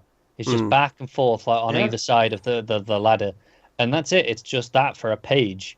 It emulates time, like you feel the time passing because it's going through it beat by beat. Well, and like Connor's saying, from what I've heard with people with depression, it feels kind of you're just going through the motion. So they're making you, Gerads and King are making you go through that with Scott, and you can't get out of it because, like Pete was saying too, you're trapped. And I think that's actually trapped. And I think that's the best thing about the book is just the feeling it evokes as you're reading it. That's what's there so strong. It's just God damn. There's these books that you kind of read and you're like, yeah, I liked it, but then when you talk about it, it makes you like them more. And that was definitely this Remember issue. That first issue where Matt was like, I really like this. Yeah. The more I read it, the more I like it. Or the more I talk about it, the more I like it for sure. And I liked it. I was really high on this issue coming in, but just talking about it with you two as we go and I say that about certain TV shows all the time that we cover. It's like, no, I enjoy watching it, but when I talk about it and think about it, I enjoy it even more. Yeah, there's definitely stuff like that we hit, and this is one of them. And I think it often ends up being some of the better stuff that feels that way because it's usually because it's been a bit more subtle, so you have to think about it, but once you hit that point and you get what it's doing, it feels so much more satisfying because you had to get there. It's the depth and the layers to it, isn't it? They didn't just hand it to you on a platter, you had to think about it, but it makes it feel rewarding when you get there. And the fact that the guy writing it was half of the team that was making Dick Grayson butt jokes throughout Grayson, too. Just like, and was probably responsible for him doing the James Bond theme. That was definitely him. Yeah, like given his CIA background, that was definitely King. Like the fact that he's telling this deep story with the new gods, and it's so dark and brutal, but also there's these super nice light moments, like the Instagram thing. Yeah. Like it's insane to me that this is the same guy. So yeah. And his Batman's been going from strength to strength, so yeah. And obviously Gerads is still killing it as well. The art's on the art, beautiful. Yeah, the way he jumps between styles for whatever moment, it's really incredible. Yeah, and it still feels consistent. Yeah, because like Home Life's got this blue cold color, and then when he's like in Apocalypse, it's this deep reds. But then when it's like he's performing on TV, it's just a sort of more pastel kind of vibe to it. Yeah, and then you've got all like the video effects. You've got the pop art dots at times. Yeah, it's very, very well thought out. Everything's got a purpose. Everything's chosen very specifically for a reason. You never feel like, oh, this is just because it'll be cool. No, this has been thought of. There's a thematic reason why this page has this style and not that page. Yeah. Exactly. So, so Mr. Miracle is fantastic. By all means, if you've been not jumping on it, give it a try. Yeah. It's been doing well as well. Like issue 2 had multiple printings. I think 3. I don't know if it's been announced yet, but it'll probably have a second printing. It deserves them. Yep. I mean, alternatively, you could just say retailers just order more to begin with because have some goddamn faith. Yeah. But there you go. So that is Mr. Miracle. That'll take us on to something a bit lighter. Supergirl number 14. Steve Orlando writing. Jose Luis.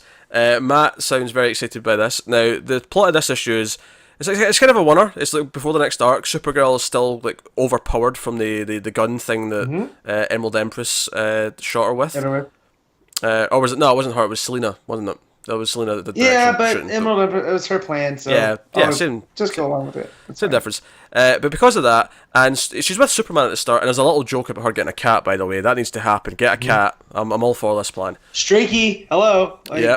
Yep. I opened this book, and this was the last book I read of the week, and it's got Supergirl and Clark and Crypto just sitting there. Yeah, and she's getting advice perfect. because she's her powers are too strong now, and she's like asking for advice, and he's like, yeah, there's not a whole lot I can do. I feel like this is maybe outside my realm of expertise. This has never really happened. I mean, I'm sure. I'm not saying it has never happened in a Superman comic. I'm sure someone's going to find an issue from Action Comics somewhere in the 500 to 700s where this happened, but he doesn't really know what to do. But he's like, nah, I know someone who might. This feels like it's less of a scientific thing, and more of a spiritual thing. So she goes to Shanghai, meets Keenan, and goes to Master I Ching to balance her ki. Yep. That is this issue. She goes and talks to him, and he tries to like tell her to like focus and really, get at peace with herself, so she can control her powers that way. And that's what the issue is. And there's some fun callbacks. There's a callback, of course, to All-Star Superman, where when she's like focusing, you see behind her like her like pushing the big like sun thing that he had. The big, the big lever that from that famous panel from the end of that story. Like there's callbacks to that, and it's a really nice little idea.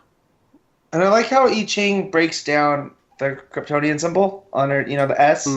Is Keenan's is the Bagua, however you pronounce that. Yeah, the Bagua. But it's the like the Dharma wheel type deal, And then he talks about hers is like yours is a path from the ground to the heavens, and you need to do it in reverse. You need to go from the heavens down, and she can't figure all that out until the main plot of the story happens, where a Rocket Red lands in Mongolia. Which that was another thing. I've never read so many different colored text bubbles. I know. That was so funny, because obviously they've been doing this thing where in New Superman, the regular text is black, and that's in Mandarin, but when there's an English speaker, it'll be blue. But it's flipped. Whenever New Superman is in another book, it'll be flipped, and it'll be the blue is the Mandarin.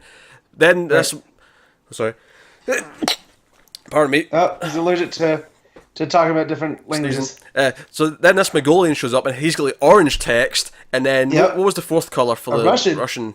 Yeah, purple. Yeah. So we had 4 colours of dialogue. That was a really confusing couple of pages in a fun way. Like just sort of like, okay, who's talking what language? Who's talking here? But it also kept track of. Says sometimes I'll get lost in word bubbles just because you're reading those without looking at the art at the moment, and so you get lost who's saying what. But here you knew because of the color coding. But this Rocket Red gets shot down over Mongolia, and his suit explodes because that's how it operates. They don't want to lose. The Russians don't want to lose their tech, so it self-destructs. But the Mongolians who weren't involved with it getting shot down, even if they did do it, think that he was a bomb and is trying to hurt them. So there's this big mob scene, and Kara gets, she hears it as she's trying to learn to focus with I Ching, and and through this interaction with Rocket Red, she kind of learns how to walk from the heavens down to the earth, which is kind of Superman in a nutshell. When you think about it. She's ready to like fire her heat vision off. She's getting angry, and then she's like, "No, I need to calm down and not do that." Because that's the thing, Clark, because he's always been he grew up on Earth. He's among the people. He's always been kind of down to earth. Whereas Supergirl's never really been down. Like even in her own book, like since the start of Rebirth, like she's annoyed by having to do things in school. She's like she breaks the car pedal when she tries to drive. Like she's not really down to everyone else's level, and like it's not natural for her. Yeah, I mean she's a teenager, and came kind of into age on Krypton. And so she has all of these different, like she's a fully developed, I don't want to say human because she's Kryptonian, but you know what I mean. Versus Clark, who's here as a baby, and he developed under the yellow sun, so there's a little more control there. It's like when you go to pick something up and you don't realize it's so flumpy, and you end up flipping it, Maybe that's just me, I don't know. But maybe. Or I'll go to throw one of my nieces, as we're playing around, and she'll potato sack me, so... it doesn't go as expected, but yeah, I really liked her interactions with Keenan in this because he is such a doofus, even in his own book. But in here, she kind of realizes that, but she has an open mind to what he has a lot to say. So just an all-around fun issue. It was fun getting a second dose of Keenan this week because obviously New Superman's the last bit we're going to talk about. But so he's here. There's some fun little moments where. She's like, I can't just let that, because I Ching's like, no, don't interrupt your training, just stay here. She's like, no, I can't just leave the chaos. There's people in need. So Keenan will come and make sure I'm okay. He's like, I will. Oh, I will. Yes. Yeah. And then he walks out. It's just a fun little moment. Yeah, it's Keenan, and God, that character. That guy. I hope he sticks around a lot longer. Oh yeah. Well, that was the thing. There was a tweet from Gene. I think it was Gene Luen Yang in the last couple of weeks where he said, issue 18 was meant to be the last issue. But then there was a panel that he posted with all the shocked faces, and it was like, maybe it's outliving what his original intended run was. And see, and that makes me feel good that I felt I was picking up on. It felt like he was heading towards an end game, you know, the last couple. But again, we'll talk about it when we get to New Superman, about what he's doing there. But Yeah. yeah, he's just a great character that I never thought would work. I thought when he introduced him at the end of Rebirth, I mean, it turns out it was Emperor Superman, you know, that got introduced there. I felt like it was just him not knowing what to do with the character because it was ending. So he's like, oh, I'll do this. But it feels nice to know that there's this whole new character he's able to bring to the mythos of Superman that's really completely different from everybody else. You know, not just because he's Asian. It's the fact, like, we're watching him come into his own. One power at a time. He's a unique character that he fills this new role in the family of super characters who are a proper set of characters now, because we have Superwoman as well. Yeah. You've Steel there. You got Lex Luthor, who's kind of more of an ally now. Like, you've got this really sort of well-rounded group of misfits that are all kind of different, and he really stands out as being as he's not the same as Lex. Even Lex is this former villain turned hero. He's not the same as Steel, who kind of stepped in to try and help when Superman was gone, and he's not the same as Lana, even though he's probably the closest to Lana in the sense that they were both human first and then got powers. So they have that kind of in common. But Lana, of course, was always a lot more confident. She's a lot smarter, whereas Keenan is this goofball. He is this idiot, and he's becoming better through his powers. So, but before we go into New Superman, he's a rational confidence guy. You don't know why he's so confident, because he doesn't do anything right. But that's not going to change his mind. He's still going to do things.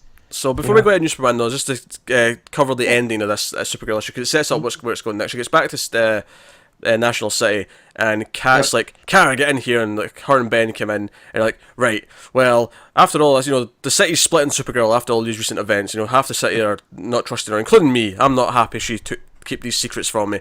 So, I'm going to devise a plan. It's going to stay just between us, because I don't want Supergirl to know what's coming. Which, of course, wink, wink, haha. She's in the room.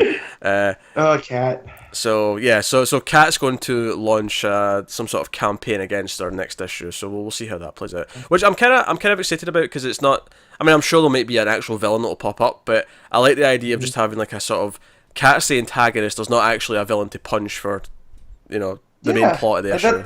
So it always works. It's kind of J. Jonah Jameson and Spider-Man.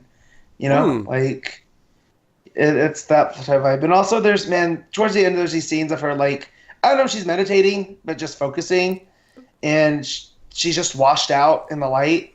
And then you get to the last page, and she's like meditating over the city with the sun coming behind her, and it's such a great image, because it's like, Kat's gonna try to destroy me, but she doesn't know I'm there. I'm not gonna be too worried. Yeah, it's very super character. I did quite enjoy the art, by the way. So did I. It's fantastic. I think the cover, she's got that weird stomach thing in the cover, but otherwise, in the actual book though, it's very nice throughout. And I will say, those variants on this Supergirl book recently have been very nice. It's a digital artist who's been doing them. I don't like those as much. I'm into them. I dig them. Yeah. My shop gave me that one instead of this, the main cover. So I went and swapped it back out. I just, it might look goofy, but this one has Keenan on it too. So that's fair.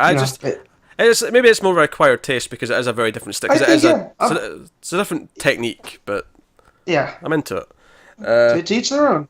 But no, colours are very nice, which has been very consistent with Supergirl. I really like the when they go into Kat's office, and look, she's got Supergirl on the screen behind her. I really like that page for whatever reason.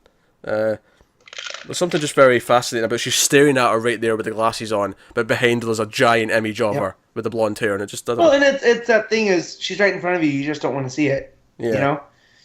Yeah. So no, Supergirl, pretty good issue, pretty good. So that'll take us on to our last book of the week, which is New Superman number 16. Jean Luen Yang writing, Brent Peeples on art, and of course we ended the last issue with this big thing where Keenan passed out after fighting, New Doomsday, I'll call him. And he woke up on what appeared to be 1937 Chinatown, San Francisco, with this Fu On You, I think was the name of this character from the old Detective comics, and it's actually the Dark I Ching that's that's pretending to be him, and we have a name for him now. We do have a name for him now. The name is All Yang. Is his name? All Yang. Yeah. Which makes me wonder if I Ching, that's like the All Yin, because they're yin and Yeah. yang. Remember I Ching, And- Matt? That's how you pronounce it. I Ching, that's right. I did all through the last book. This one just it threw me, but like in the commentary here. Oh, I know. So they're in Chinatown, and there's all of these, and they look like the propaganda images from World War II, and they're it's just really nasty. And it's worth mentioning that the art here is very old school. They very intentionally had a very old colouring style and an old, in this sort of sequence in this Chinatown.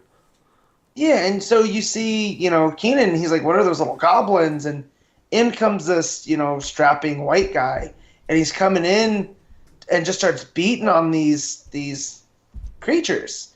And then the All Yang's like, yeah, but this is all just an illusion. This is what it's really going on.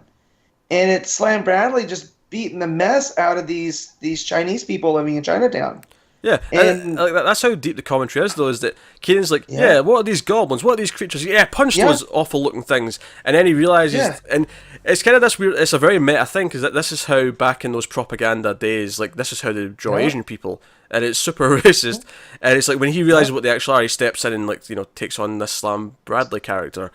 Right, and Slam Bradley, another, who's we talked about with Catwoman a couple weeks ago. Like, he's intertwined in Batman comics, and so the fact that this goes all the way back to Detective Comics and Action Comics of that time period, Yang's doing something really special with just the comics medium in itself and with the Superman story, because this is kind of what comics were before superheroes. It were these white guys going into, what they considered the unknown and just wreaking havoc, and everybody was okay with it, and it kind of dehumanized other cultures. And so you have this whole entire book from day one that was like, we're going to tell a Superman story, but in a completely different culture, but it's still going to connect with everybody. Yeah. I've never felt alienated the fact that these are Asian characters, having exploits in China. I've never felt out of the loop like people, a Chinese American in 37, I can imagine reading a comic book that was like that. You know what I mean? Yeah, like, the way they draw the teeth and all the rest of it, that's just this awful stuff. Yeah. And just to point out the art, I mentioned the old style art. Keenan, however, wasn't. Like, Keenan and all Yang, they're actually modern art, but everything around them, the art characters are all old school. Old school. Until he focuses his key and he enhances his vision to see what it really looks like, and then it all turns into modern art. So it plays with the art there quite a bit. It's really, really effective. And again, actually very similar to Supergirl in a way, actually, which he was also in, amusingly, is that he almost uses his heat vision, because, All Yang wants him to kill this guy. He wants him to kill Slam Bradley. And he decides to no, he uses his freeze breath instead, which is the first time he's ever used it, and he freezes his hands instead to stop him, and that's it. Right. But basically, All Yang wants to convince him that everyone else is evil, and he wants him to be the new emperor of not only China but then take over the world, like the dynasty would have wanted to do once upon a time. Like, he wants to take over the planet, but he's like, I want to do this with Emperor Superman, but he failed, so now you're the next best option. Kieran basically says okay, but only because he finds out that I Ching's been trapped. He's got him trapped in a different dimension, and he wants him back. So he wants to go along with it to get him back. But he also tells him of this, what was it called? The Red Jade Dragon. Right. Which is where his power comes from. It's connected to his thing. And the dragon on it, when it kind of fades into an S at one point, it's the same S on his chest, and you see the same as the Big Ua symbol too. Yeah. So I like that, and it tied it into this German guy that was in Chinatown, and All Yang, destroys him. And from that, he gets the Red Jade Dragon and shows Keenan what his mission going to be is. So I'm wondering if this was just going to wrap up super quick, with 18, like we were talking about in the Supergirl section, or if he added this now and this is the plot going forward. I feel like this was always going to be here, but maybe it would have had 2 more issues to wrap it up. But maybe now it'll be more. You can decompress it a little bit. You can do more things with it. But I like it, and obviously he wakes up. Actually, after this, he wakes up after he's agreed, and he wakes up in a tank. He's been in a coma apparently for a week in the real world. This has all been kind of in his head, but we assume it's real. That this was all really happening. Yeah.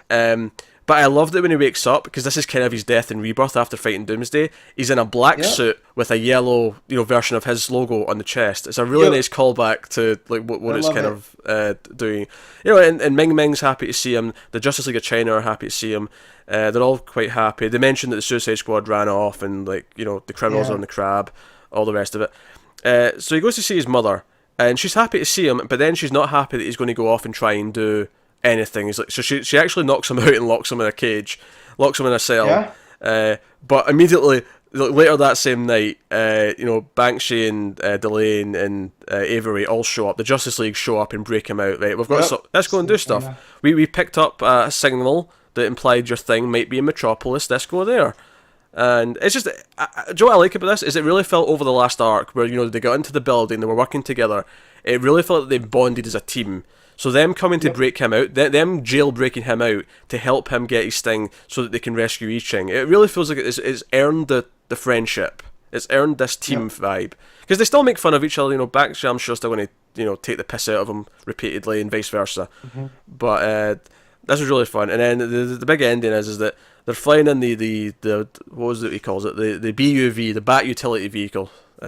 Which is flying version 2 now. Yeah, which is flying around, and then it's like, oh, there's an undetected flying device coming towards us. Initiate, what was it he calls it again? Mecha Bat sequence, and it's basically a transformer. Although I'm not going to forgive Yang. He put in a joke here where Bakshi says, "You know how much of a fan I am of those Michael Bay movies." No, bad Yang. He's allowed to. He needs a flaw.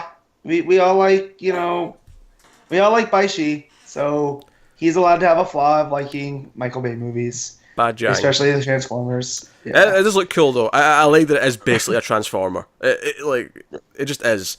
But the little twist here at the end though is that what they shot down, what they thought was a hostile craft, turned out to be the Justice League. So that's what the next issue is going to be. It's going to be the Justice League of China versus the Justice League of America, but not really, because that's a different book. But you know what I mean? The main Justice League. Right. So real quick before we finish, I just want to touch on Slam Bradley. So I just wikied him just to look. He was the first star of Detective Comics, so that started in Detective Comics 1 in March 1937. But he was created by Malcolm Wheeler Nicholson and Jerry Siegel and Joe Shuster.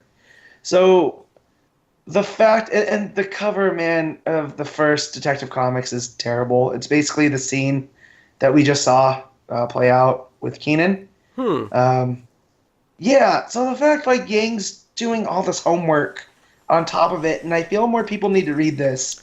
So, I felt like that before, but then just wikiing Slam to see where, how this fit in, and then found out that he was a creation of Siegel and Shuster as well, before Superman. This is my torch that I'm going to talk about nonstop. I like that he is taking these things, which are wrong things at the time, absolutely. I mean, obviously they're wrong things now if they did them, but it's like saying, no, this happened, it shouldn't have happened, but we're going to use it. We're going to say, okay, no, this is how far we've come. This is, we have a proper book about Asian characters with good, strong Asian characters who get to do all these things. And the way he's using it to make his commentary, but also kind of connect to this sort of darker part of DC history that we don't like to talk about because it is bad. It isn't nice. And it fit kind of in the same spot that we kind of wanted Mr. Oz to be revealed as the original Superman. Yeah, kind of, actually. You know what I mean? And so the fact that it's touching on that too, I can't, again, continuity wonk here. And the fact that he's playing with real life stuff to tell this story so effortlessly is really a thing. So if somehow you've got this far listening or watching and you're not reading these Superman, go back and I think the first trade's out now, so go pick that up and go from there, definitely. Well, that's all the books for this week. We got through there. So that'll take us on to our picks of the week, which, we pick our best art, best panel, best cover, and of course our top 5 books of the week. So we start usually with best panel. So I'm going to go to Connor, who's been quiet since he didn't read those last 2 books, to tell us something. Yeah. Well, it's not my fault you stacked the 2 I don't read at the end. Hey! I had you just read them. I had Hal Jordan in between them for that very reason, and then you said I didn't read it, so I was like, oh, okay. Yeah, well, so that went. Time is a factor that worked against me. He did this week. He had a coma nap on Thursday that lasted 15 hours. It's because I didn't sleep the night that before. All right, what's your best panel of the week? It's not dilly-dallying. Sticking with the time theme, I'm actually going to go with one from Detective Comics, and it's going to be Tim, future Tim at the end. I can be free. Okay. Thought it was a great panel. Okay, it's not bad. Matt. There's so many I want to pick. I can't. This was a big week for me between Metal and Detective and Action and Supergirl, New Superman. It's very tough, but the easiest one to go through is from Supergirl, the first panel of Clark and Kara and Crypto all sitting on a lava field, apparently. It's just a great image, Cool. I think I have to go with something for Mr. Miracle. You're a disgrace. Oh man, I thought you were. I left. Yeah, say. Oh, I'm Yeah. sorry. Are you disappointed that I'm not going with the funny moment that I loved from Yes, Detective? we are. After all that build-up and all that shit you've given Matt, I was going to go with. months. I was going to go with an emotional response to a moment. But if you would like me to go with the funny moment, I'll go with Mr. Miracle. That was another one that I left out of great panels, but go ahead. Well, I mean, it's kind of a weird one because so much of it is very sequency. Like, there's very little, like, just the one panel. I think it makes a bit of go, Matt. The one panel that you can just sort of pick out and say. But I think it's actually quite simple in this one particular issue because I have that reflection shot of Orion looking into the just out the window, but you see the reflection, and it's the perfect moment. Although part of me does almost want to pick the Dark Side of this panel, which is really weird because it's just a panel saying Dark Side is, but it's because of when it hits. It hits at the perfect time. It's contextual. But I'll go with the reflection. I'll go with the one that's got the actual art in it. So there you go. So best cover of the week. Matt, you can go first. Oh man, best cover. This one's tough. I didn't feel like a lot of them this week were that great. I was really disappointed in the Metal one because that's not the cover that I got. My shop, I guess, was all out of those. So,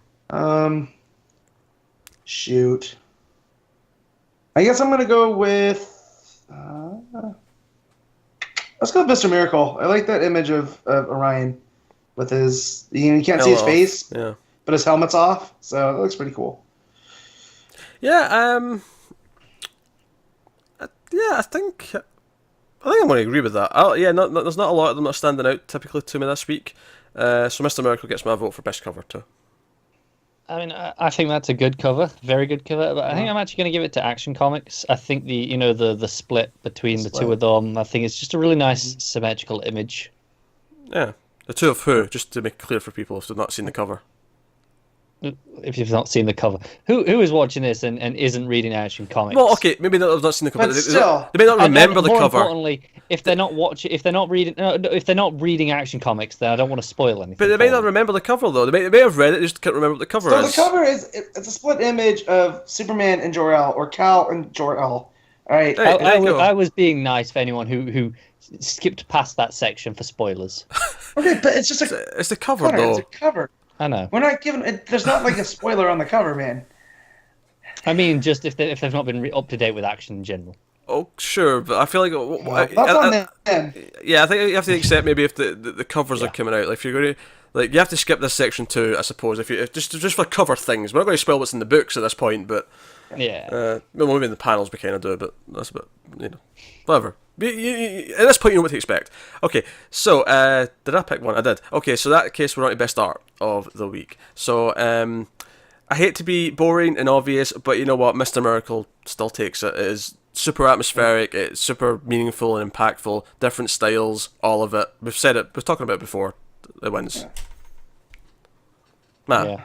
Miss Miracle's up there, but I really enjoyed Eddy Barrows' art in the double page spread. I know, said that doesn't mean much because there's a bunch, but the fact of it was bouncing between this Days of Future Bats and the Oz realm and the real realm, and the action sequences I thought were really well done. So mine's from Detective 966. I do like Days of Future Bats as a title. It's good, I hope they isn't use that. Yeah. Connor. Yeah, I'm going with Detective as well. I really missed Barrows' his work, and I love those when it does the moments and just lets the faces sit in the separate effect. I love it. I think I'd have put it third, because I think I'd have put Metal above that as well. If I was... I like Metal, and I really like Supergirl as well. Supergirl was good. That'd have been like fourth for me. Not that we do top 5 art, but just in this week I've kind of stumbled into it. Alright, so top 5 books of the week. Connor, hit us. Oh, it's tough. I think Mr. Miracle gets number 1. 2 would be Detective. 3 Metal. 4 Wonder Woman. 5 Action. Okay, Matt. Man, we're almost on there, but yeah, 1's Mr. Miracle, because again, came in not. I mean, I liked it, but it wasn't my top book. But talking through it, I think it was. 2 is going to be Detective, but then 3 is Action. 4 is Supergirl. 5 is New Superman. Yeah. Oh. So no Metal? Did you skip Metal? No, it's a tough week. Oh, I like. Okay. I was making sure. 3 super books. Yeah. My 3 super books, man. Well, because last week you didn't pick Superman. You haven't picked Superman on a top 5 for months at this point, it seems. Yeah. So I guess you had to make up for it this week. Make up for it where he can. Yeah. So Action's doing really well right now because Superman's getting shafted. So for me, we got a unanimous pick because I'm putting Mr. Miracle, number 3 at number 1. Then I think I'll actually put Metal at number 2, so I'm differing a little bit from you guys, and I'll put Detective at number 3, and then I'd put New Superman at number 4 and Supergirl at number 5. Good. If we could do ties, I could have tied Metal to 3rd in there, but I liked it. This was just a tough week. Like, I could have tied it 3rd and then not make the top 5. No, at 5. Oh, right, okay. I could have tied it at 5. Okay, I thought you said 3rd. I'm like, that doesn't make sense. Surely that'd be number 4 Matt just then. likes trying to bend the rules. He does. He's weird like that. I'm just saying, it would have. It was a good week for comics, It was a good week for comics. It was a fantastic week for comics. So, that brings an end to the show. Obviously, I need to tell you what's coming next week, and then I will do my plugs and tell you where you can get us and contact us and other such things. So, coming next week, which is week 3 of October, we have one metal-related issue, and that is Batman the Drowned, number 1. The one I'm most interested in. Yeah, I need to know why it's a lady evil Batman. Yeah, Aqua Lady Batman is who's in that.